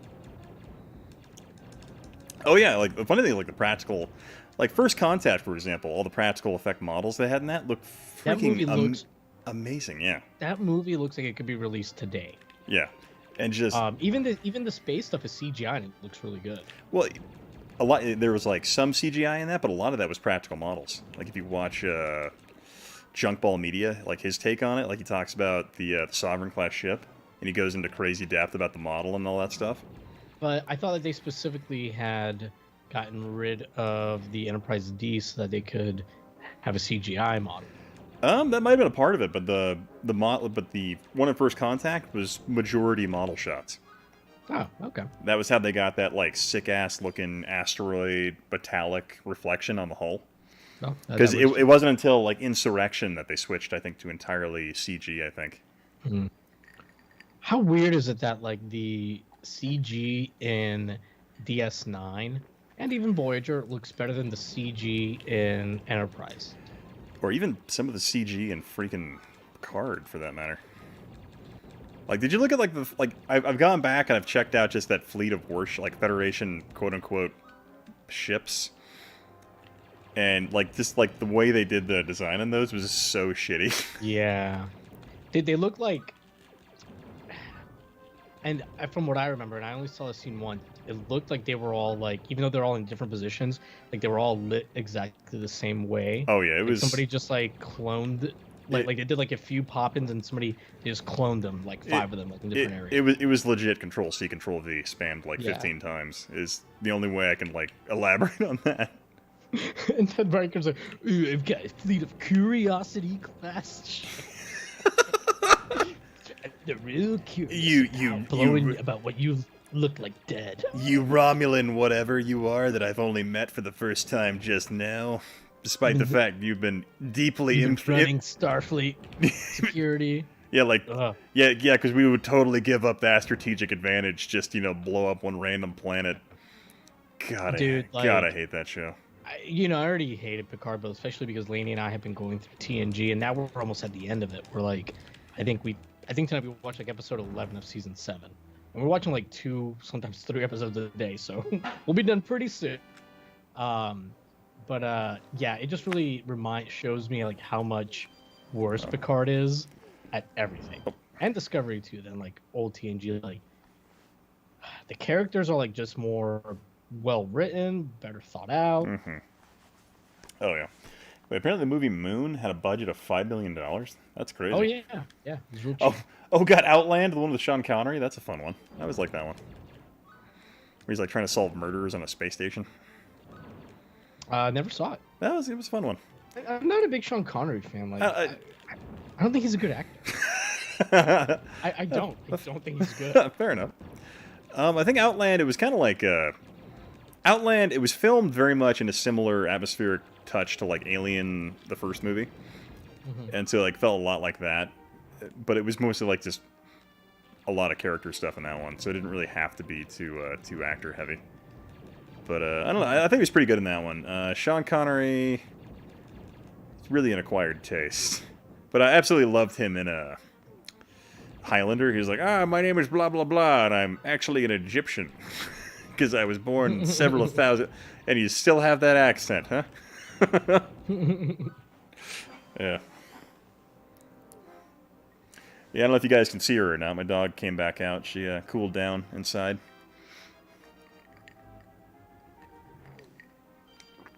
Oh, God, the pause button's so finicky in this game.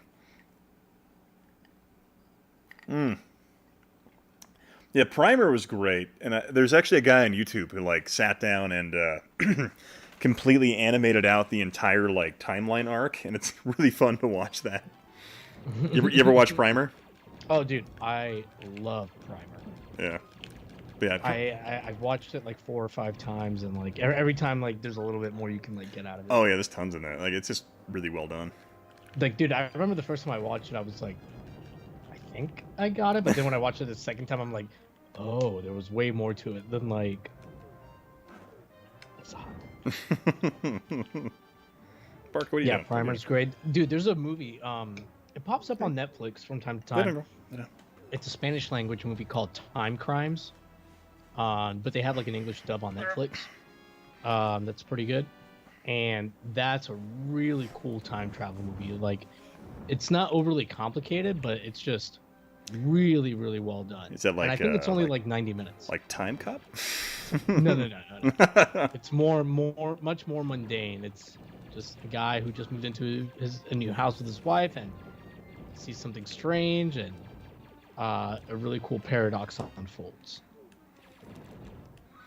I feel like if Tatooine was like this, no one would live here. Right? Because holy crap. Like, did people just? Because there's no indigenous Tatooine people, right? I think the Sand people technically are indigenous. I think. Oh, okay. Well, man, we're the ones fucking up their environment. Well, yeah. What is this story? Sand for people where, are right. Because humans are called what, basic or something like that in the Star Wars uniform or universe, and they're like from the core worlds. I don't know though. No, let me let you finish. But J.J. Abrams had the best time travel. I'm gonna. What are you talking about? Like Fringe? I never got to finish Fringe, but I did like it. It like got taken off Netflix. Hi, I'm J.J. Abrams, and I would like to present to you the Smoke Monster, which I'm gonna tease over your face for several seasons, and just it'll be a polar bear, and then I'm just gonna. I will say though, the time travel story of Star Trek 2009, that's a good movie, man. Star Trek 2009. I feel like it's definitely it's more competent than where Star Trek had gone before. It pulled on just the right nostalgia strings. They came up with a clever way to be like, hey, this is the crew that you saw in the 60s, but it's a different universe because of this thing that they set everything up so great for like a cinematic universe, and then they unfortunately they blew their load on Khan way too early, and that was their big mistake. Gonna put that out there. I'm like, and the fact that they didn't find, I mean, Benedict Cumberbatch. I'm like, really? that doesn't sing, Khan Il Sung to me. Just saying. Oh, having Cumberbatch? Yeah, Kevin Cumberbatch. I just felt like that was really odd. Like, there was a whole comic where they explained where they had to hide his personality. I'm like, okay, first of all, you're what, 200 years in the future past the eugenics wars at this point? Do you really?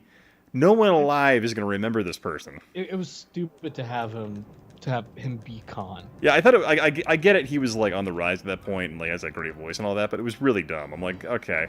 Oh no, he's a fine actor. Yeah. As an actor, it was just not. I mean, the movie sucks. It was not well written. Yeah. It was like, I think he tried to do the best he could with the material. Oh yeah, my favorite thing was like I was in the theater with one of my best friends, and we were watching there, and when Spock yelled Khan in the theater, I audibly lost my shit and just started laughing. Dude, several people laughed. It was so painful.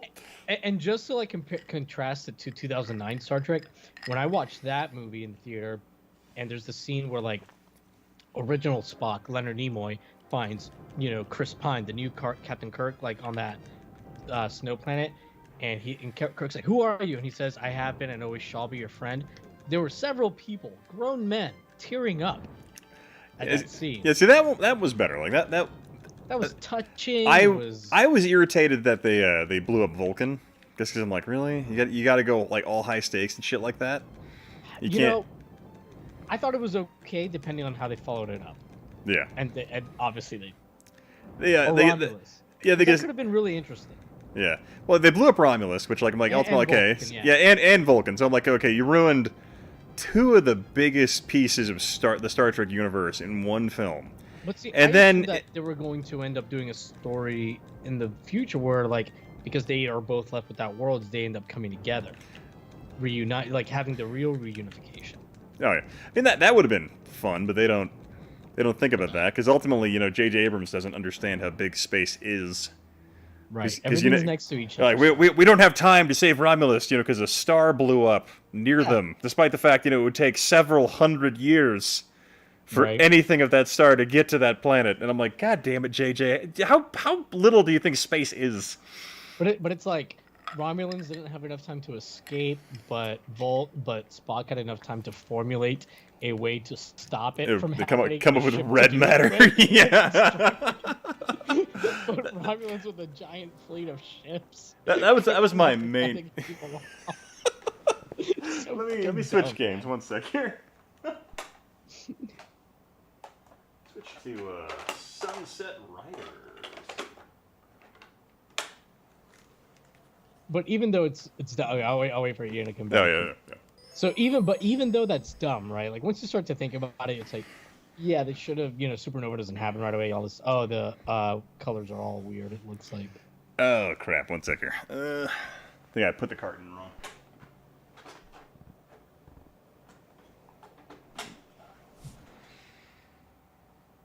There we go.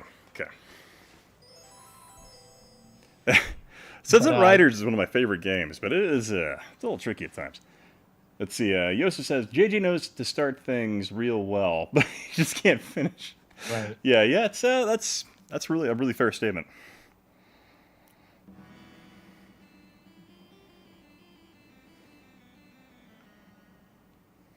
Okay, I guess Alex is making himself tacos, but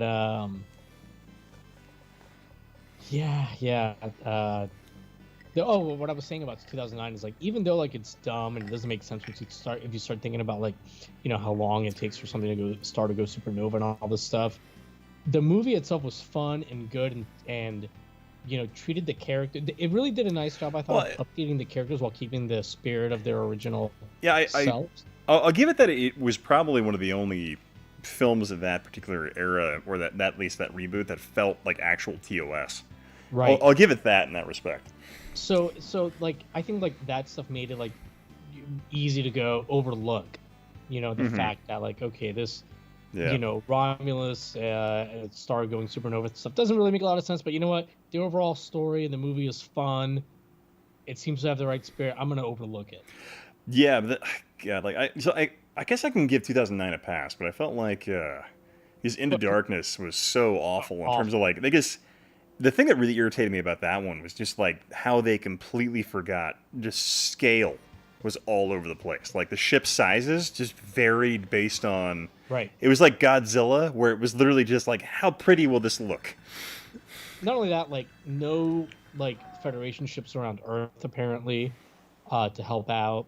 Yeah. No kind of Starfleet forces to help them, like, stop Khan. Like, yeah, it was just stupid. And nobody around the moon is like watching, like, hey, why are two Federation starships fighting? You're like, okay, what's going on here? And don't forget, like, Scotty used like a communicator to like communicate to. Wait, fucking Khan beamed from Earth to Kronos. Oh God, I forgot about that. Ooh. And I'm like, fucking the only people in Star Trek lore that had transporters that could do that were the fucking Dominion. So it's like, come on. But even they couldn't do that. They were always like in orbit and shit. Well, no, remember the Dominion? They could do sector-wide transport. I don't. You know, if they had a transponder thing, because remember that's how Dukat got Kira to Terok. What was it? Terok-Nor.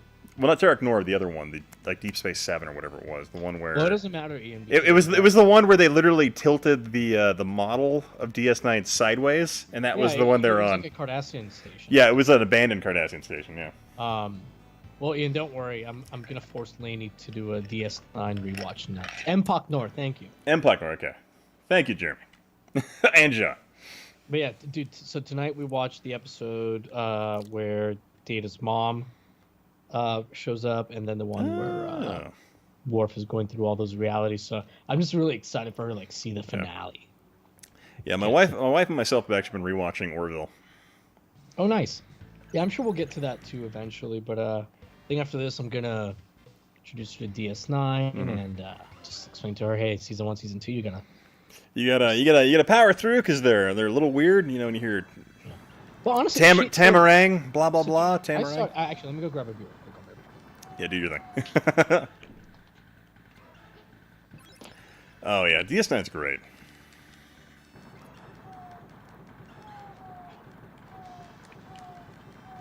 I love this guy's double shotguns.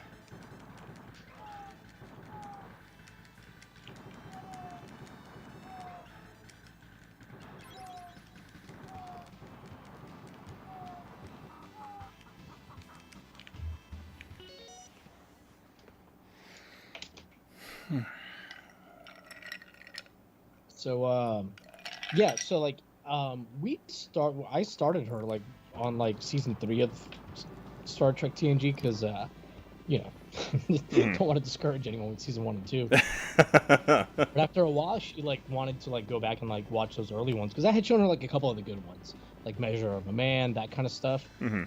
The one where like Q introduces the Borg, but she ended up liking, like we went back and we watched quite a bit of season 1 and 2, not everything, but I, she ended up actually even liking those.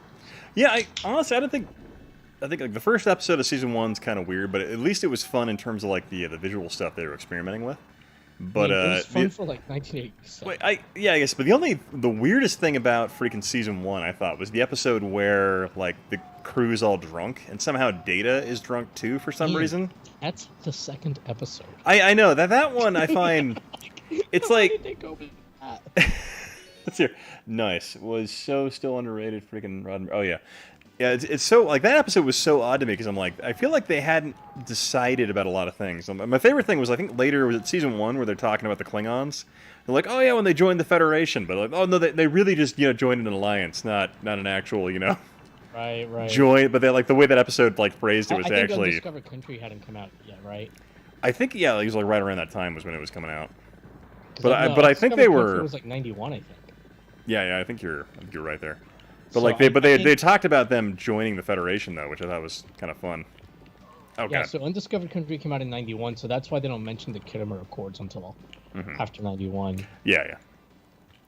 But it was just kind of funny because they hadn't decided about what they actually wanted to do with the Klingons at that point. Yeah, they hadn't decided what they wanted to do Six with was Data. anyway. Like he acts like they say he has no emotion, but he acts kind of emotional in season 1 and 2. Like it's weird. He's weird. Yeah, it's really strange. Like, but that episode especially because I'm like, he's a robot. Why is he infected by a biological virus?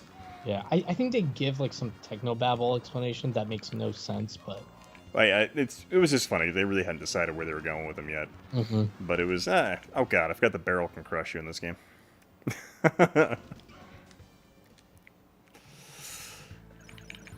but yeah, man. Oh yeah, John, the sneezing thing. That was a good one. I love how like every iteration of Star Trek, except for Discovery Forward, always has like that character that's like the Spock character. You know, it was Data in TNG, Odo in DS9, the Doctor in Voyager. I guess we didn't really have one in Enterprise. I guess T'Pol maybe, but you know that character that's like always like trying to find their humanity. Oh, I guess like what fish out of water or something like that. You call it that story trope.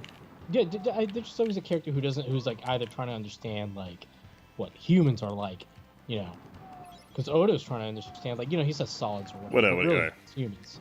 What are yeah solids are kind of trying to figure out. Yeah, I always liked God freaking. I just missed the Dominion concept and all that. Love that. God, I'm really wondering where Discovery season 3 is gonna go. I'm just gonna hate watch it as well though. But God, I hate that show. Yeah. I really despise what they did to the Klingons. I'm like, oh, they're the worst. There's Vulcans in Discovery. I don't know where you're getting this gay android thing from. But, What now? screw the net. Wait, are there not Vulcans in Discovery?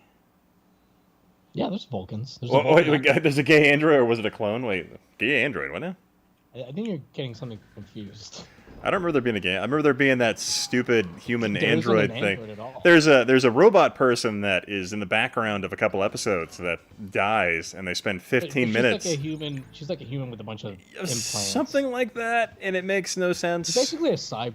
Yeah, yeah, I guess. Yeah, she was in some accident or something like that. Yeah. But apparently, but no, she gets a full robot body, but Pike gets a chair with a yes/no button. I guess it just depends on what's damaged. And by that I mean what the plot needs. I will say, poor man, Pike. Anson Mount, the guy that's playing Pike, dude, if he had good writers behind him. Oh yeah, like he would be. It would actually be a great show. Like if he could actually. That guy, I would argue, is one of the best actors ever in Star Trek. And the reason why I say that is because he came off looking and feeling like a legitimate, like traditional Star Trek character, even though, in spite of the shitty writing team behind him, he to me is very similar to Patrick Stewart, where like he does this like performance where he like just really reels you in. He seems like a real person, no matter how weird or corny or crappy the dialogue is, he makes it work. Yeah, the only thing I hated about that particular story nuance was how much like he Saru and Burnham, like how much you would listen to them. Like, don't fucking listen to them; they're the worst. Like he would just like take their advice. But he's like the only fucking Star Trek character listening to other like Starfleet people. Yeah, that's like I guess like everyone else is like, no, we're doing it my way. Fuck you guys. I don't know. Burnham always saves the day on that show. Oh so god, I guess you can listen to her. Worst. She's just annoying. Yeah. Spock's sister or whatever. Yeah. I mean, Burnham has saved the day more in 2 seasons than Wesley ever did. I always loved how 3 seasons he was on. I hated how bad that last battle fight was, where like they have her in the suit flying over the saucer section, but like they rendered her shadow dumb, so it looks like she's 100 feet tall. Yeah, I think only people like you and I. I don't know. I'm sure there are other people that noticed that. We're like, why is her shadow that big across the saucer section? That makes her a fucking giant. So I'm like, why would they do that? It's almost like they don't understand scale or anything along those lines. Sorry about coughing on the microphone. Oh, no worries. Actually, wasn't done. So Alex said on tonight's Historicnerd stream, get hell and eat and find out that execution is everything. Writing is eh. Oh god, stupid barrel got me again. I don't know. I would say writing. I would say writing is about 75% of any puzzle. Yeah. If you have a good script, you can back up a lot of stuff. They're like a scale, right? Like, I think if you have excellent acting, can overcome bad writing to an extent, and good writing can overcome bad acting to an extent. Yeah, I'll give that. But there's a limit to both. Because here's a difference to me. In TNG, the writing didn't usually get so bad that Patrick Stewart couldn't overcome it with his acting to a point where he elevated the overall story. In Discovery, Anson Mount can, despite how great his acting is, he gets it to where his scenes are good, but he can't quite pull the whole show up. And it's not because he's not talented, it's just writing is down. Well, let's see here. Alex, I'm going to argue that, like, okay, you look at a skyscraper, right? You don't see the fundamental internal structure. You see the external facade. That's only 20% of a building. But yet that internal structure is the other, 80 to 70% of what makes that building actually stand on its own. Is where I would argue that. Because I feel like that's where a big part of modern science fiction and Star Trek fails, is because they don't invest any time in writing. Right. And ultimately, yeah, actors are a big part of it now because, marketing is huge and actors are a gigantic vehicle for selling a product. But I think it's a big problem with that now. Yeah. But I don't know. I would just say in terms of just it's bad and they should feel bad. Yeah. Yeah. Alex wrote, "Look, your documentaries are 70% writing. Fictional TV shows are more like 65% actor chemistry." Um, I will say, like Alex, like I said, it's like a balancing act, right? Like I do think you can outweigh a bit of one with the other. Don't get me wrong. Like I will say, like I think my Neo Geo video, like people like are generally loving it, but I feel like the writing on it was like it was like so-so. It was okay. Hmm. And it's greatly enhanced because like I have like Genovi in it and Bob from RGB and Modern Vintage Gamer in it, that Neo Alec guy, so they really help it out and they really raise the overall product because writing was kind of meh. So in that one, it's a lot of execution. It's fancy editing, uh, cutting to those guys, cutting to 3D stuff. So I don't know. I guess it depends on the product, but for Star Trek, the writing is paramount. Yosef just said, "Just give me more Firefly and let me die happy." Oh, I love the Firefly. That's good. I'm gonna refill my drink again because apparently I'm drinking Yeah, more now that we're talking about Star Trek. sure. So, Yosef, what do you think about Firefly, the show, versus Serenity, the movie? I know they're obviously like kind of like apart from each other, but obviously same IP. I really enjoyed both. Um, but yeah, it sucks that Firefly went the way it did.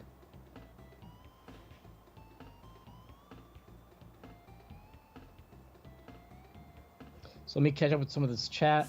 Activated Complex. Yep, from classic Star Trek writing to Star Trek Discovery cast shouting, "Yeah, science, bitch!" like Jesse Pinkman. I believe it was like, "Yeah, science is fucking awesome" or something like that.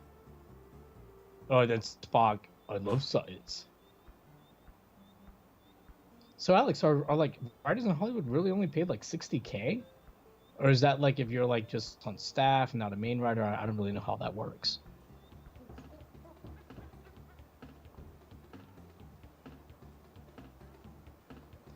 I always viewed Serenity as a condensed season. Oh, that's actually a really good way to view it. Even though they do kind of like retread some of the characters. Man, it's been so long since I watched it. Meeting like the preacher guy, um, stuff like that. I think that movie. So Jeremy thinks the movie was a disaster, especially with the handling of River. I mean, I can see where you're coming from, Jeremy. I think the movie is good. I do think though that like it works. So I saw Serenity before I saw Firefly, and I then later on ended up watching Serenity again after I saw Firefly, and I really appreciated Serenity a lot more because even though I knew the characters in Serenity didn't have like the, I guess, canon in the movies, right, the backstory from the show, I felt I understood them more and things made a little more sense. Well, what did I miss? We're just talking about a little about Serenity and Firefly for the most part. Hmm. I'm probably gonna have to be getting off here soon. We gotta walk the dog, and unfortunately, I have to take my cat to a vet appointment in the morning. So. Oh no. That's all right. How long are you thinking? Maybe like another 20.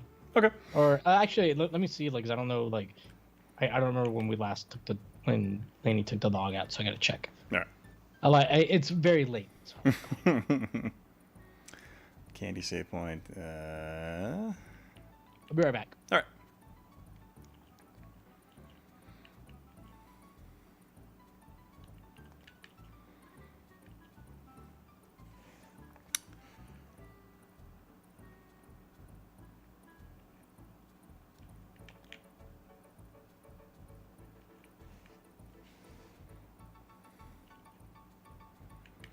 Did Donkey Kong have a built-in like save function?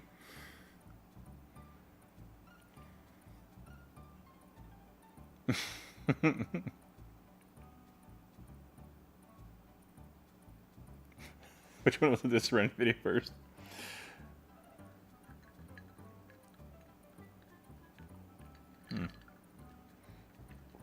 Let's see here. The Shepherd book. Oh yeah, Donkey Kong did, okay. It's been a long time since I played Donkey Kong, so I'm like, wow, I guess whoever had this game before me. Because I think I picked this up at a thrift shop. And I played the game for a while.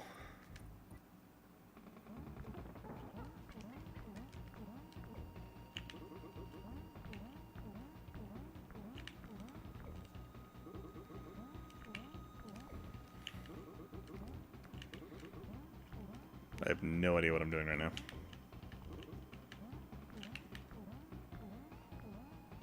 I bypass you, or? Oh, God. Okay.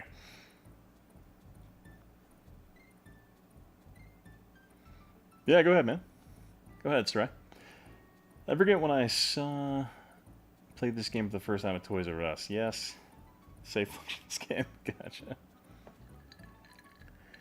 Let's see, Gabber, I would watch an Ian video on Battlestar Galactica. I always like Battlestar. Let's check that one out. Well, explore. If I made a video, explore what I would talk about, you know? Utopia, British TV series. I think I've seen, like, trailers for that on Netflix or something like that.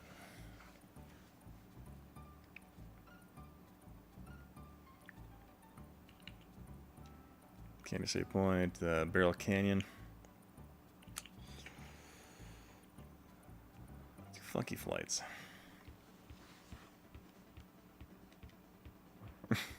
$7.37.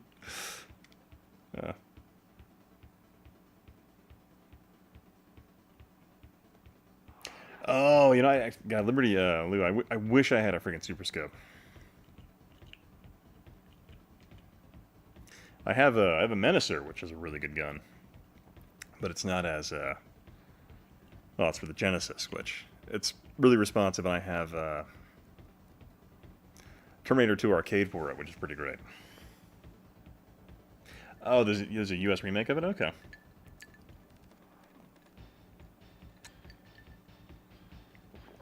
I know Yahel's a pretty big fan of Battlestar. Got my wife's a huge fan of Battlestar Galactica, I can tell you that. So I don't know how to beat that guy. Let's try this again, why not?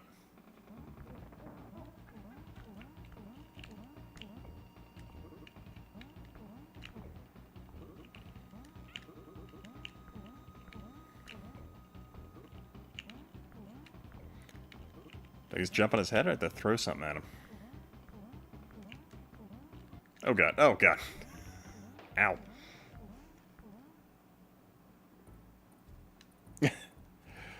I like the 80s version of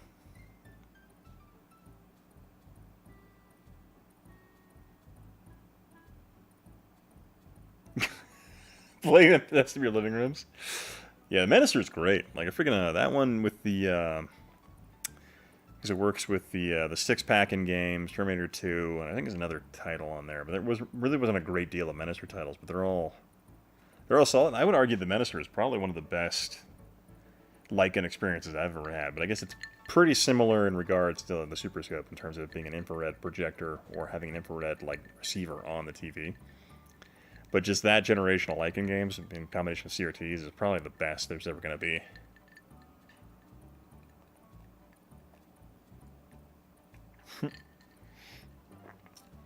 Yeah, I think Donkey Kong definitely kind of kept the SNES relevant. Let's do Barrel Canyon.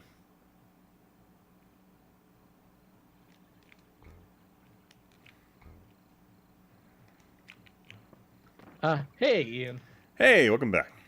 We are joined by Lainey. Hey, Lainey, how you doing? Doing good. How are you? Oh, fantastic. We just beat this game. Oh yeah. I have no idea what I'm doing right now. Because this cartridge, I literally haven't touched it in probably a couple of years. I think I found it at a thrift shop. So I'm using somebody else's save game here. And so But I think how do we only you? have like 9% done. Oh yeah, how do I beat this squirrel thing? Oh, just jump on top of him. You just jump on him? Okay. Yeah. It's just jumping on his head. Like you only He's have pretty easy to beat. Yeah, Ian. You only have to hit him like 5 or 6 times. I think. Oh really? Oh, okay. Yeah. Had me come on. think because I feel like nothing's happening You're a to him. member of the armed forces. Yeah, he's gonna start jumping like Oh, faster okay. after this, and then Okay, he'll be good. like. This is basically how you beat like there most you of the go. bosses. Yeah. Yeah. Can I tell you a secret about the U.S. Armed Forces? We really don't like fair fights, and if we can, we will drop everything on you imaginable before we even see you. just gonna tell you that. So yeah, I've never watched Galactica 1980, we watched like a little bit of we watched the remake. Is that the one where they have the Obviously, motorcycles with like the flight fins on them? I don't know. We watched like obviously like the BSG like reimagining, and we watched like a little bit of the first episode of the original BSG. And then we're like, no. And we're like, I don't know. Oh, you say, "Oh God, a woman! Be on your best behavior." Yeah, gamers, a real life woman. Then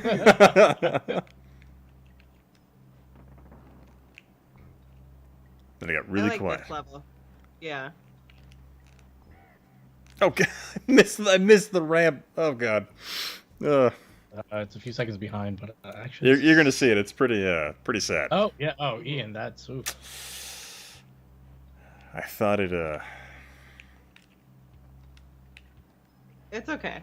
We were playing 2-player, and so it counts like how many times Diddy wins versus, is it Kong? Is that his name? Mm-hmm. Donkey Kong. Donkey Kong. Yeah. So it counts like who wins each one or whatever, and at the end, Yahel had won like 2/3 of all of the levels, and I was like, fuck. And I feel like a third of your levels were like I died just before the died just cave before exit. the cave, and then I'm like, oh yeah, I'll just Wait, run can through I it. double jump there? I guess killed myself. All right. Oh well, Ian. I mean, maybe there's something real interesting down there. You should like switch and then use Diddy because he's better at jumping. I feel like. Let's see here. Screwed the Nut said, "Sadly, I had family that saw America's Scorcher policy first." Yeah. It's one of those things. Alexander's Ian's too drunk to finish this game. Probably. That's a good. I gotta admit, I'm feeling a little toasty. Run. Oh wait, I can. Oh God. No, I was experimenting with buttons at the wrong time, and that was a terrible so, idea. It's interesting, Ian. Yep. Oh, well, Go on. maybe not. Go on. I thought the stream had gotten further behind than it was earlier, but it's just I didn't expect you to die so quickly. Coming out of the... You were really overestimating my abilities. Well, I thought you didn't think you just plummet. I like to, whenever I do badly at a game, I like to refresh my sub count and just watch it slowly start ticking down, like I'm losing cred. I'm impressed, like, this battery, like, the game still works. Uh-huh. Right? Because this is a battery-backed save, Oh, right? probably, yeah. You're like, maybe. I don't even know. No, that's crazy, because think about it. Like, so, I don't think, Lainey, that you know this, so a lot of, like, these cartridge games that have, like, saves... there's a battery inside the cartridge, like a watch battery or something, like those round batteries. Mm-hmm. So if you think about it, this game was released in 1993. So we're talking about It's still working. Yeah, Yeah. that's crazy. now you can open them and replace the batteries, but Ian just like bought this from like a thrift store or Yeah, something like yeah. that. So it's very unlikely, like if you buy it from eBay, It's been replaced. right. Yeah, If you buy it from eBay, people will be like, "Oh, battery replaced," and they'll show like a picture of the cartridge open, showing you that there's a new battery in there. But yeah, Let's see, I can check, but this is most likely an EEPROM, so it won't ever die. Okay. yeah, and sometimes you have to desolder the battery. Yeah. Like the kind of battery that would be in this cartridge, just for example, it's the same kind of battery that's in my Philips CDI, and the battery's dead. Oh, you just had to find a way to bring up the CDI, huh? Yes. Well, the CDI is particularly amusing in the sense that it has that same battery, but they embedded it inside of a chip in some models, where you literally have to Dremel into the chip to get to the battery. And if you like Dremel just a little too far, you'll break your CDI. Oh, So that's why I great. haven't replaced mine, because there's a risk I could damage the CDI beyond repair. So the CDI is not working right now? No, it works. I just can't save games. That's okay. What? What do you mean by that? He'll never get past level 100 in freaking Hotel Mario. So yeah, for most CDI games, that's fine because you can get through them in a few hours. But for like How do you- Hotel Mario, though, with like you were just saying, with 100 levels, Yeah, I don't believe, honestly, I fundamentally, even with saving, I don't believe anyone's actually beaten Hotel Mario. So Ian played literally a stream. What was it, like 9 hours? Yeah, longer? something like that. of Hotel Mario, and you got to like what, level 40 something? It's something like that. I have to look back and see if I have that screen Because your saved. CDI doesn't save either, right? For the same reason. It saves. So here's the weird thing: it'll save on some of the Zelda games, sometimes. but it won't save Hotel Mario for some reason. Dude, you got to go into the memory manager. I bet if you delete the Zelda game, you just Probably. like need the room. You should take advantage of this, sir. You should be able to like just press Y and run. Like you Oh, should, okay. like, Yeah. Why? you don't have to like go back and like get a running start or whatever. Yeah, you just hold down Y and you like walk faster. Okay.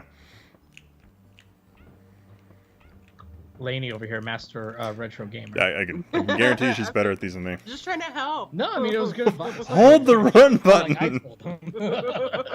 Oh I Jesus. was over here Oh, just watching them fail. Yeah, you suck. yeah. And then if you use is it still Y? Yeah, that's why. Yeah. Oh, So if you no. use Y, like if you're Diddy, you like cartwheel. If you're Kong, you like roll forward. But it lets you like if you do it off an edge, it lets you like jump further. Oh, God. Yeah. If you like roll, it lets you get a little bit past the edge and then you jump. You can get a further jump. Come on, Ian. Yeah. So your link is northwest. He's and like, you're you know what? I'm west. just drunk. Don't worry about my gameplay right now. Yeah, don't worry about it. I don't know. I'm not gonna lie. I'm not the best at platformers. FPSs, titles like that, I'm pretty decent at. However, Rise of the Robots, one of the worst games released ever. Well, here's the thing with Rise of the Robots. Literally, you figure out what move to spam, and it literally, in almost every version of that game, locks out the enemy robot you're fighting. So here's the thing. I've only ever played Rise of the Robots on Super Nintendo and CDI. Yeah. And it was like you said, like I just cornered a robot on Super Nintendo version and beat him, but Yeah. it was like so boring to do, and it was on a live stream, so I just like stopped playing and I never played it like any longer. You could be the world speedrun champion like me for the 3DO version if you had I'd more probably beat it on perseverance. CDI. Oh god. Man's console. I don't believe anyone can beat it on CDI based on how fucking frustrating that particular version is. They say if you beat it on CDI, your balls will drop for a second time. You will. Oh my god. You Voice will get triple. literally Yeah, a Dutch person shows up with a card that says "man card" on it and just hands it to you.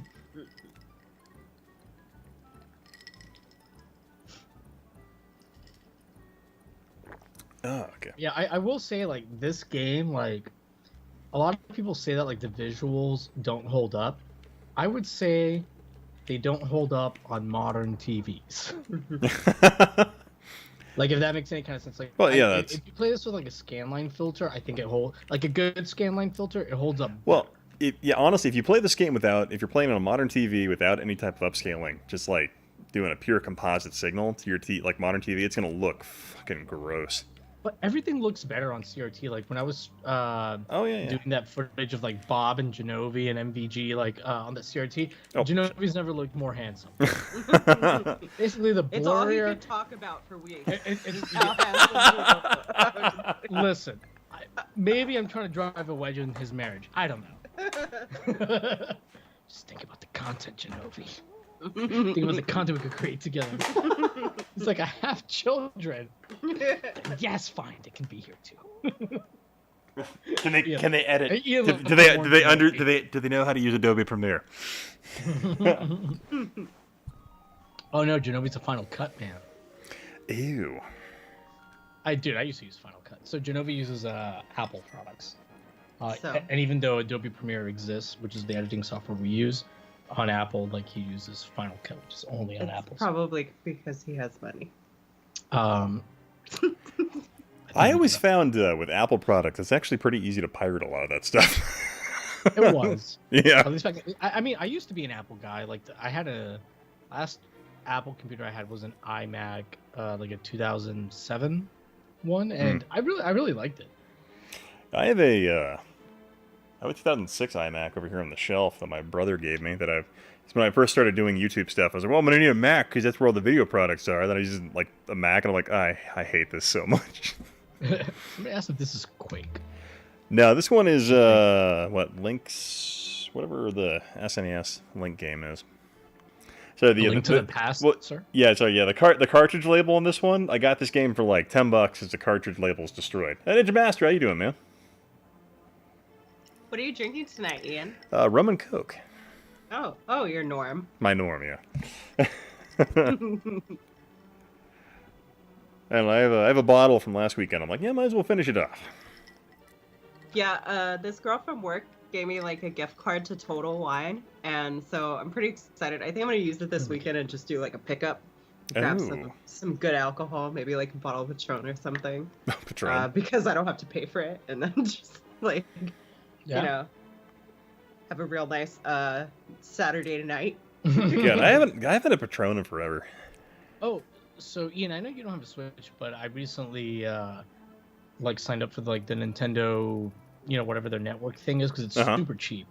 And I went into like the Nintendo Classics, and they have like a bunch of like versions of games, like easy versions. Like they have like, okay, you can play the original Zelda, normal version, or you can play what they call Zelda Special.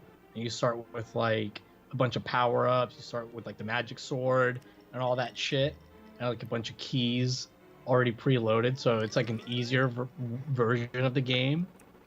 And they have a bunch of those where it's like you can play the regular version, or you can play this like Game Genie version. It's really weird. Like, we know you kids today have it way too easy, so you don't want to play anything hard. You don't want to spend 50 hours with this game that doesn't give you that many clues. We know you don't want to work hard for anything, so enjoy this game that gives you it. Hey, I appreciate it because, I've beaten Zelda before. I beat it like in 1987 or something like that, I beat it during the first season of TNG. I don't need to do it again. I did it once. I don't need to do it again. Damn it. Who am I proving? Okay. Yeah. Well, it's just I guess way to go, Nintendo, and the fact that they are they've literally just learned how to print money in terms of reselling the same games over again to new generations. Honestly, the funny thing is, I've been meaning to check out a Switch because my wife has always really enjoyed Nintendo stuff, and so I was like, maybe, because my wife's just utterly obsessed with Mario Kart. Neither of us are really good at Mario Kart. We just tried to play it like last weekend. Yahel thinks he's good. He's not good. He got first, but that doesn't mean that he's great. They have a socket replacement for freaking... Hey, Genovi, what's up, man? I think it finally quality guess. That's debatable, Genovi. Yeah, but Genovi, if you want to jump on, man, hop on Skype. I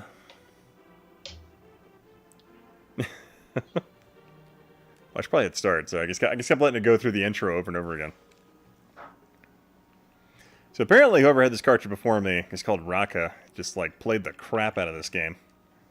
Oh yeah, look at all those hearts. Yeah, they max it out. You're not going to choose one of the saved ones? What are you doing here? I'm going to choose mine, the top one, where I've barely played at all, and probably can't take advantage of something that has everything.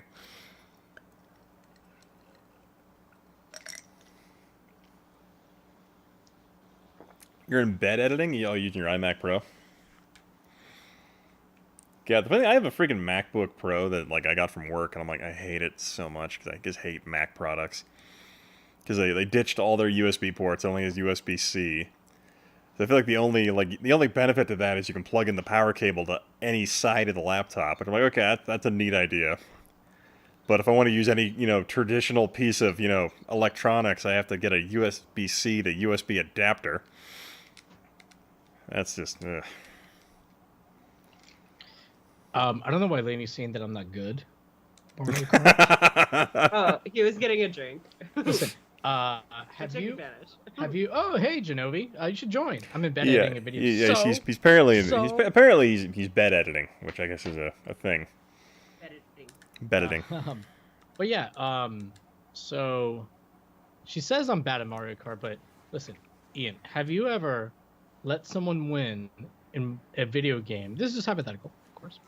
So handedly that you could write off the game as a charitable donation on your taxes, because I recently did that.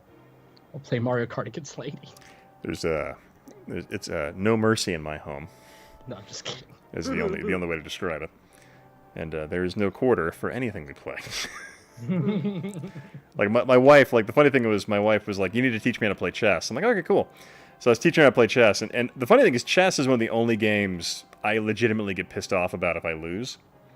Okay. And my wife, because I was teaching her how to play, and I completely overlooked like a move, and she beat me one time. And I was sitting there, I'm like, I'm not mad. I'm not gonna get mad. I'm not gonna get mad. And I'm like, and even though it was like completely just like a training thing, she's like, "You're never going to play with me again, are you?" I'm like, "No, we can do this. I'm just gotta cool off for a minute because I warned you."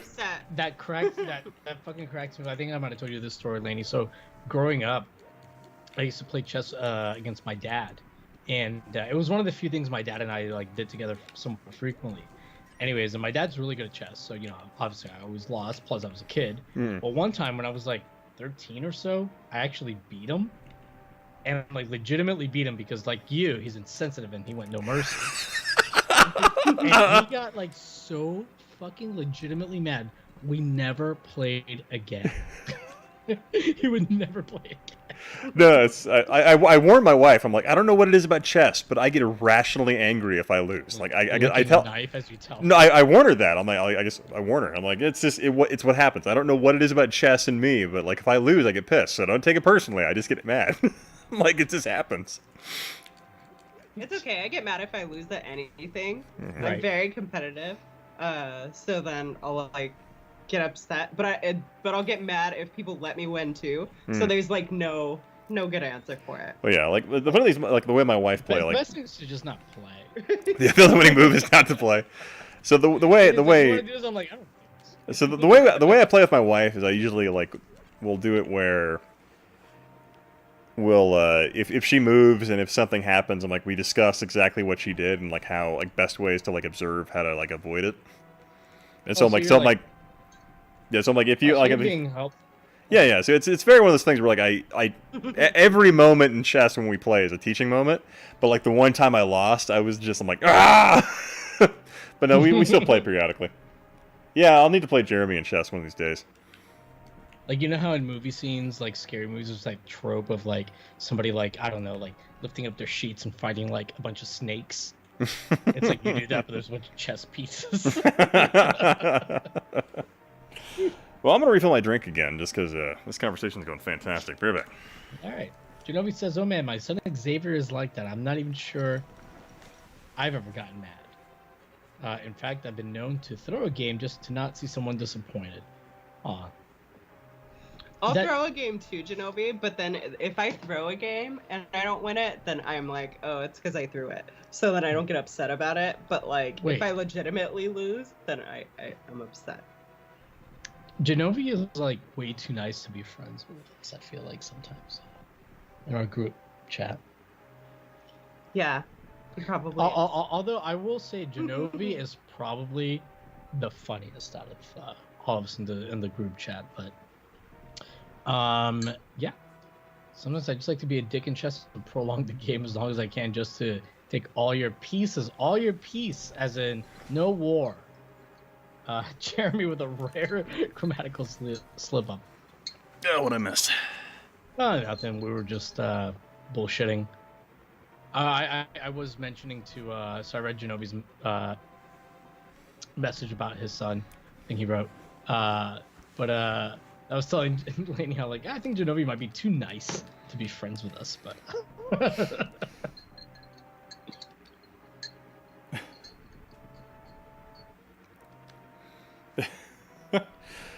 Well, it's funny. Jeremy says he likes to play chess by destroying all the pieces. I don't think it's a dick move. That's kind of how I play. I like to make sure I murder my opponent's offensive abilities before I like do anything as serious because I don't want to take any hits. You want to hurt them emotionally, is what well, you're saying. I want to make sure I clear the field to where they're incapable of hurting me back.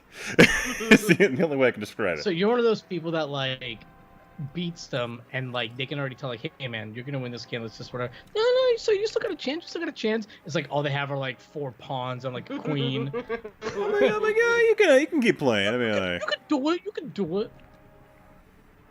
Or they'll have like just a rook and they're obviously like their king. Oh, you still got a chance. You have pieces. The rook. You can still do something with it because you won rook. Against It gets every piece on the board. It's your U.S. Army training. Yeah, it would have to be. That's just how I've always played them. Like, I want to make sure they can't do anything to hit back. I would love to see what a therapist would say about that. Ian, you look pretty tan. Oh, thanks. It's like 97 degrees here normally now, and I've had some stuff I've had to do outside recently. So, yeah. For him. I mean, yeah, sure. She goes, yeah, sure. Oh man, you should have seen me after freaking NTC, man. I looked crazy tan lines. You look almost as tan as Link does here. Holy shit. Well, I love that Link has like, he Yeah, has how like pink tan he hair and. Well, you know, obviously, like, because the palette or whatever, they made him like the same color as, like, the highlights on the trees and like some of the sand and stuff. But yeah, I always thought it was funny. Like, I was always surprised by how dark Link was in this game. He's like my skin tone. Anyways, Link is Puerto Rican. It's canon. He's from Bayamon, like me. Ah. Genovi said that YouTube has really been pushing his Oh. Spider-Man content to people who love the games I hate. Thanks for great comments. I feel like I have my Red Dawn. Oh god, yeah, it's good stuff. No, not Celsius Dry. It's yeah, I have no idea what I'm doing here. Help! I'm in the dungeon. Yeah, Castle. yeah. I think Yeah, I was Jeremy- wondering. I was like, what? Are you just collecting coins? I was trying to. I'm just picking weeds, whatever. I mean, Let we me can do ca- that in Animal Crossing. I But, was just- I guess I can go over here. I don't know where I'm going. I'm just like exploring.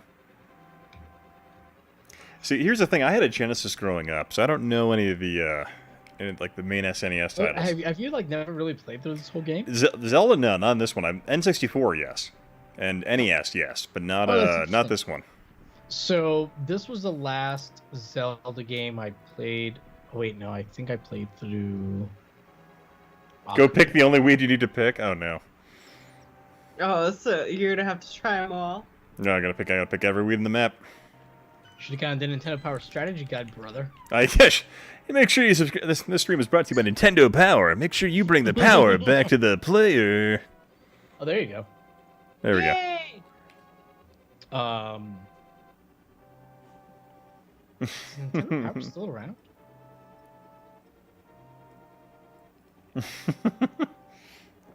Activated complex. Thanks for reminding me. I forgot I haven't been keeping up. Time to open a bottle of. Now you're playing with power. Of what? Laugh Frog? Is that like Klingon blood wine? Is it similar? 2309. A great year. Glory to you and your house. You know, I actually have a bottle of Klingon blood wine that I still has some like wine in it from I bought it at Quirk's Bar like a decade ago. Oh, at the Star Trek The Experience. Yeah. It literally tastes like vinegar now. But yeah. Oh. Genovi, I haven't logged into Animal Crossing the last 2 days, and I'm concerned about what I'm gonna log into tomorrow. I'm very concerned. I recently took Tom Nook up on his loan. I do already have like 35,000 bells, but Tom Nook, he's a predatory lender. Yeah, this game's supposed to be relaxing, not remind me of dumb decisions I made in my late teens, early 20s when I just got credit. Oh god. Do I have to wait for these guys to come in here so I can get past them, or how does this work? I was thinking of just doing an Animal Crossing stream and just being like, hey, send me your code so I can go to your island and collect and drop some bells for me. I just want to cheat. You are short of magic power. You can use the item now. Watch my magic power. What? Activated Complex said those guards are earning every penny of their pay. Up. Just look over here. Vaguely remember this. I don't remember ever getting this short on magic power. I clearly did something wrong because I'm just, Yeah. drinking and just stumbling along. Watch your magic meter. I mean, your magic meter is completely empty. You need some magic, buddy. How does one regenerate magic? I don't think you've used any. Have you gotten any? Can I use this Or thing here? Select? No? Yeah. It's funny. I'm pretty sure no one remembers either, because usually people will like chime in the chat, be like, "Hey, you got to do this." I saw a guy on Craigslist selling 100K bells for $1 each. Damn. It's just... What? You know, it's pretty funny because just last week I was asking you Hell about this game, and he's like, "I'm not gonna take a loan. I don't want to cheat. I'm just gonna do everything real honestly." And then now all of a sudden, I didn't he's say I like, wasn't "Oh." gonna cheat. The game wants you to take part of the game. Mm. Okay, I got magic. Okay. Oh, there we Oh. go. I'm dumb. I'm dumb. Oh, there you go. Yeah. Guess you hadn't had any yet. There's another pot right there. Yeah, I'm waiting for this guard to clear while I stare at my cell phone for a moment, and then I'm gonna... Okay, now I'm gonna get more magic. Ah.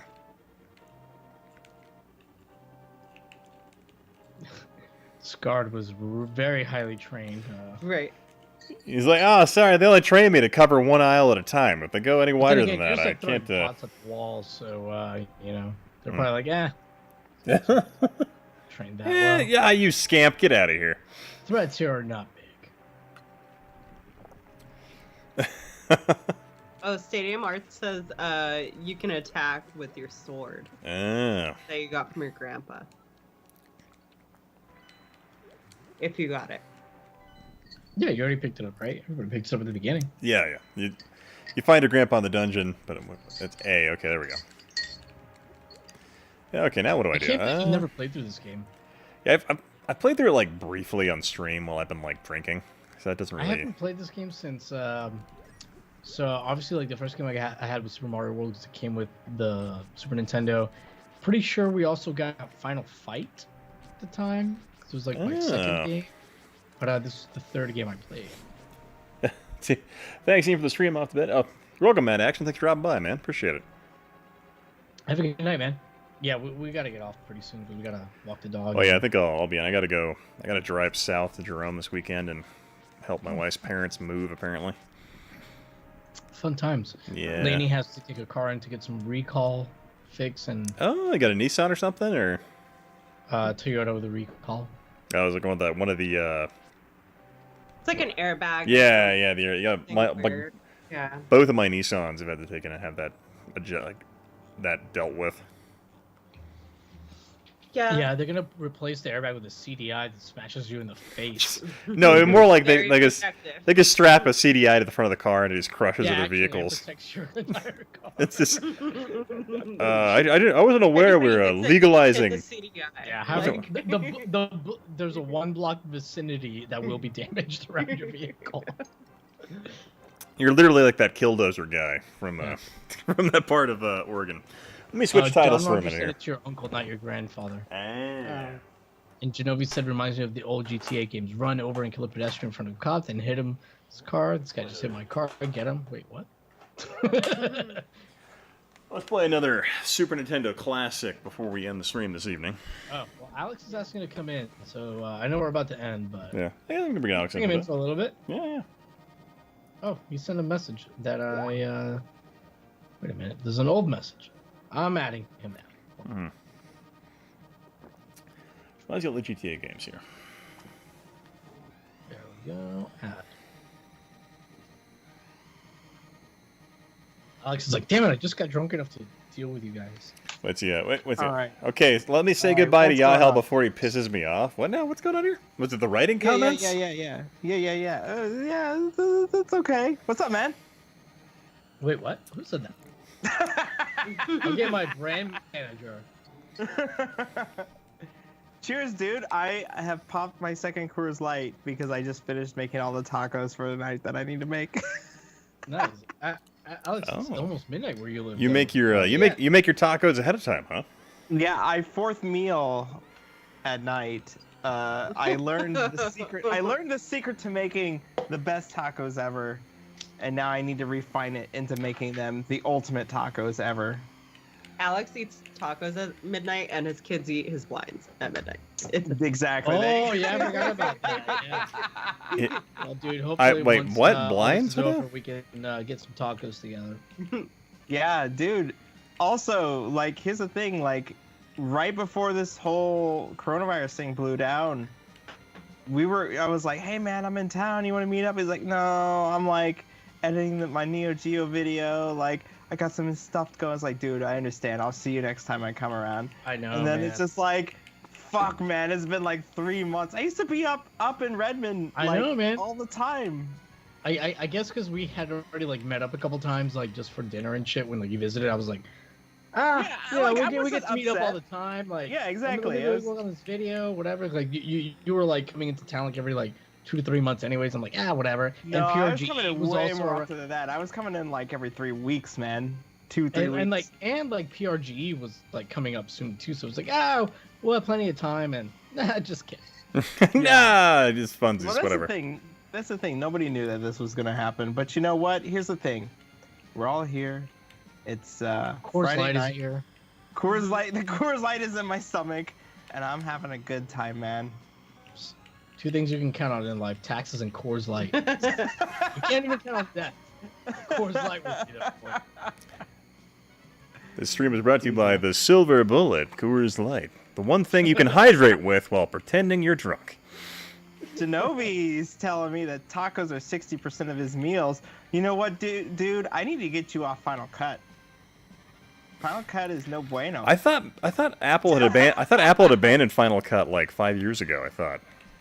There's different versions of Final Cut, and even though they have the same name on them, and people are like, "Oh man, they abandoned FCP7," and like a lot of professional editors switched to Premiere, and now like Premiere is kind of buggy, and people are like, "Oh man, now I'm gonna." Buggy.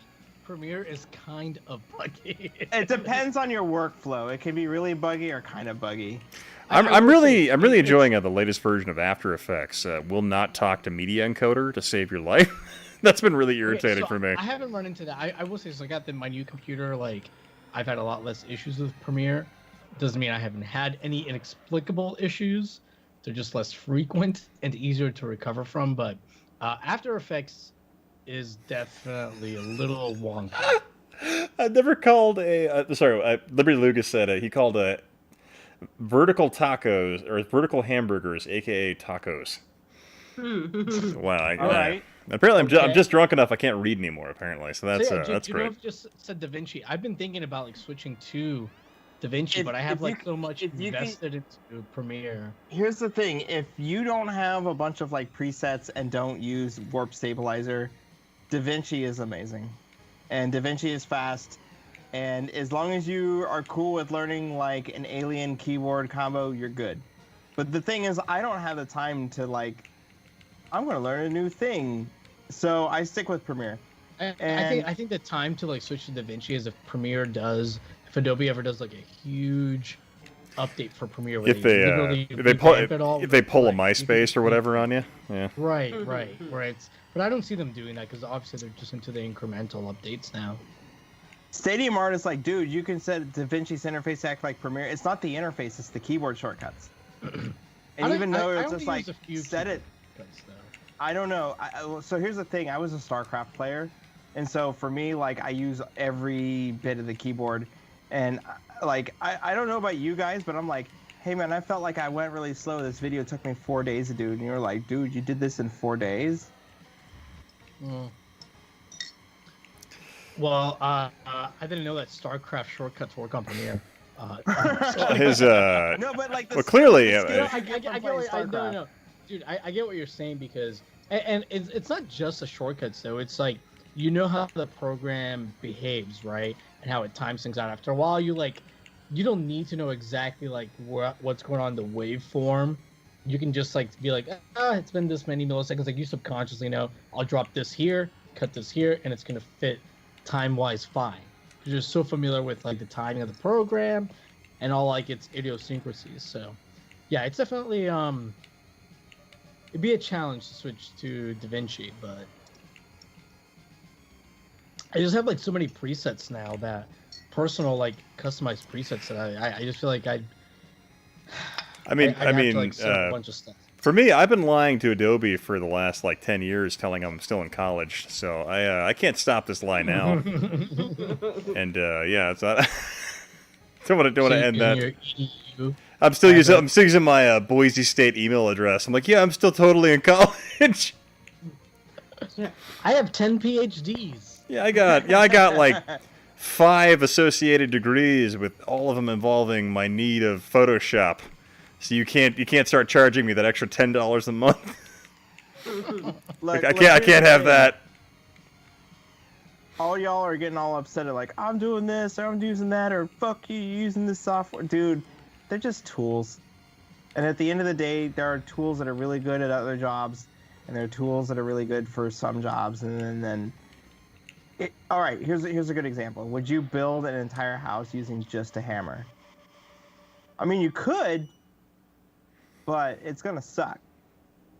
And so there's a lot of different tools in video production that do different things, and you just use whatever's there, and then you just make sure y'all can work together. Yeah. That's all it is. No, I get what you're saying. Because I use Resolve. Although I just don't use it to edit. As like Ian and I end up doing more, and actually, I really gotta get going because A, I'm drunk, and B, we gotta walk the dog. And I got a vet appointment. Not for me, for an animal. You animal. I can't afford actual health care, so I pretend I'm a dog. The more you like use, I don't even know what I'm saying. See, I'm drunk. Oh yeah. Like the more like Ian and I end up using 3D, and we need like, or at least for me, I should say, if I'm gonna keep doing like more stuff in 3D, and I need Premiere kind of less and less to do some visual stuff.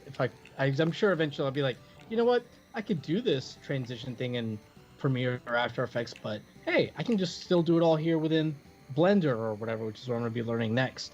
You know, why would I? That's not Yeah, hell, as an Emmy Award-winning professional, do not make your transitional stuff in Premiere. Just get your rough cut in there and then move out of it. Well, yeah, that's kind of what I'm saying. And then do your coloring in Resolve, because Resolve is really good for coloring, and Premiere is really bad at coloring. Yeah. And then do your 3D stuff in like whatever 3D software you got, Blender, 3ds I'm just gonna Max. render everything on the CDI from now on.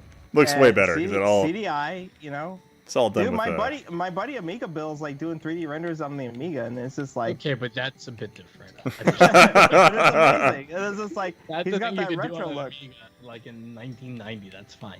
Yeah, but but he's doing it like really today in 2020, and it's just like, dude, you doing 3D renders? It's amazing.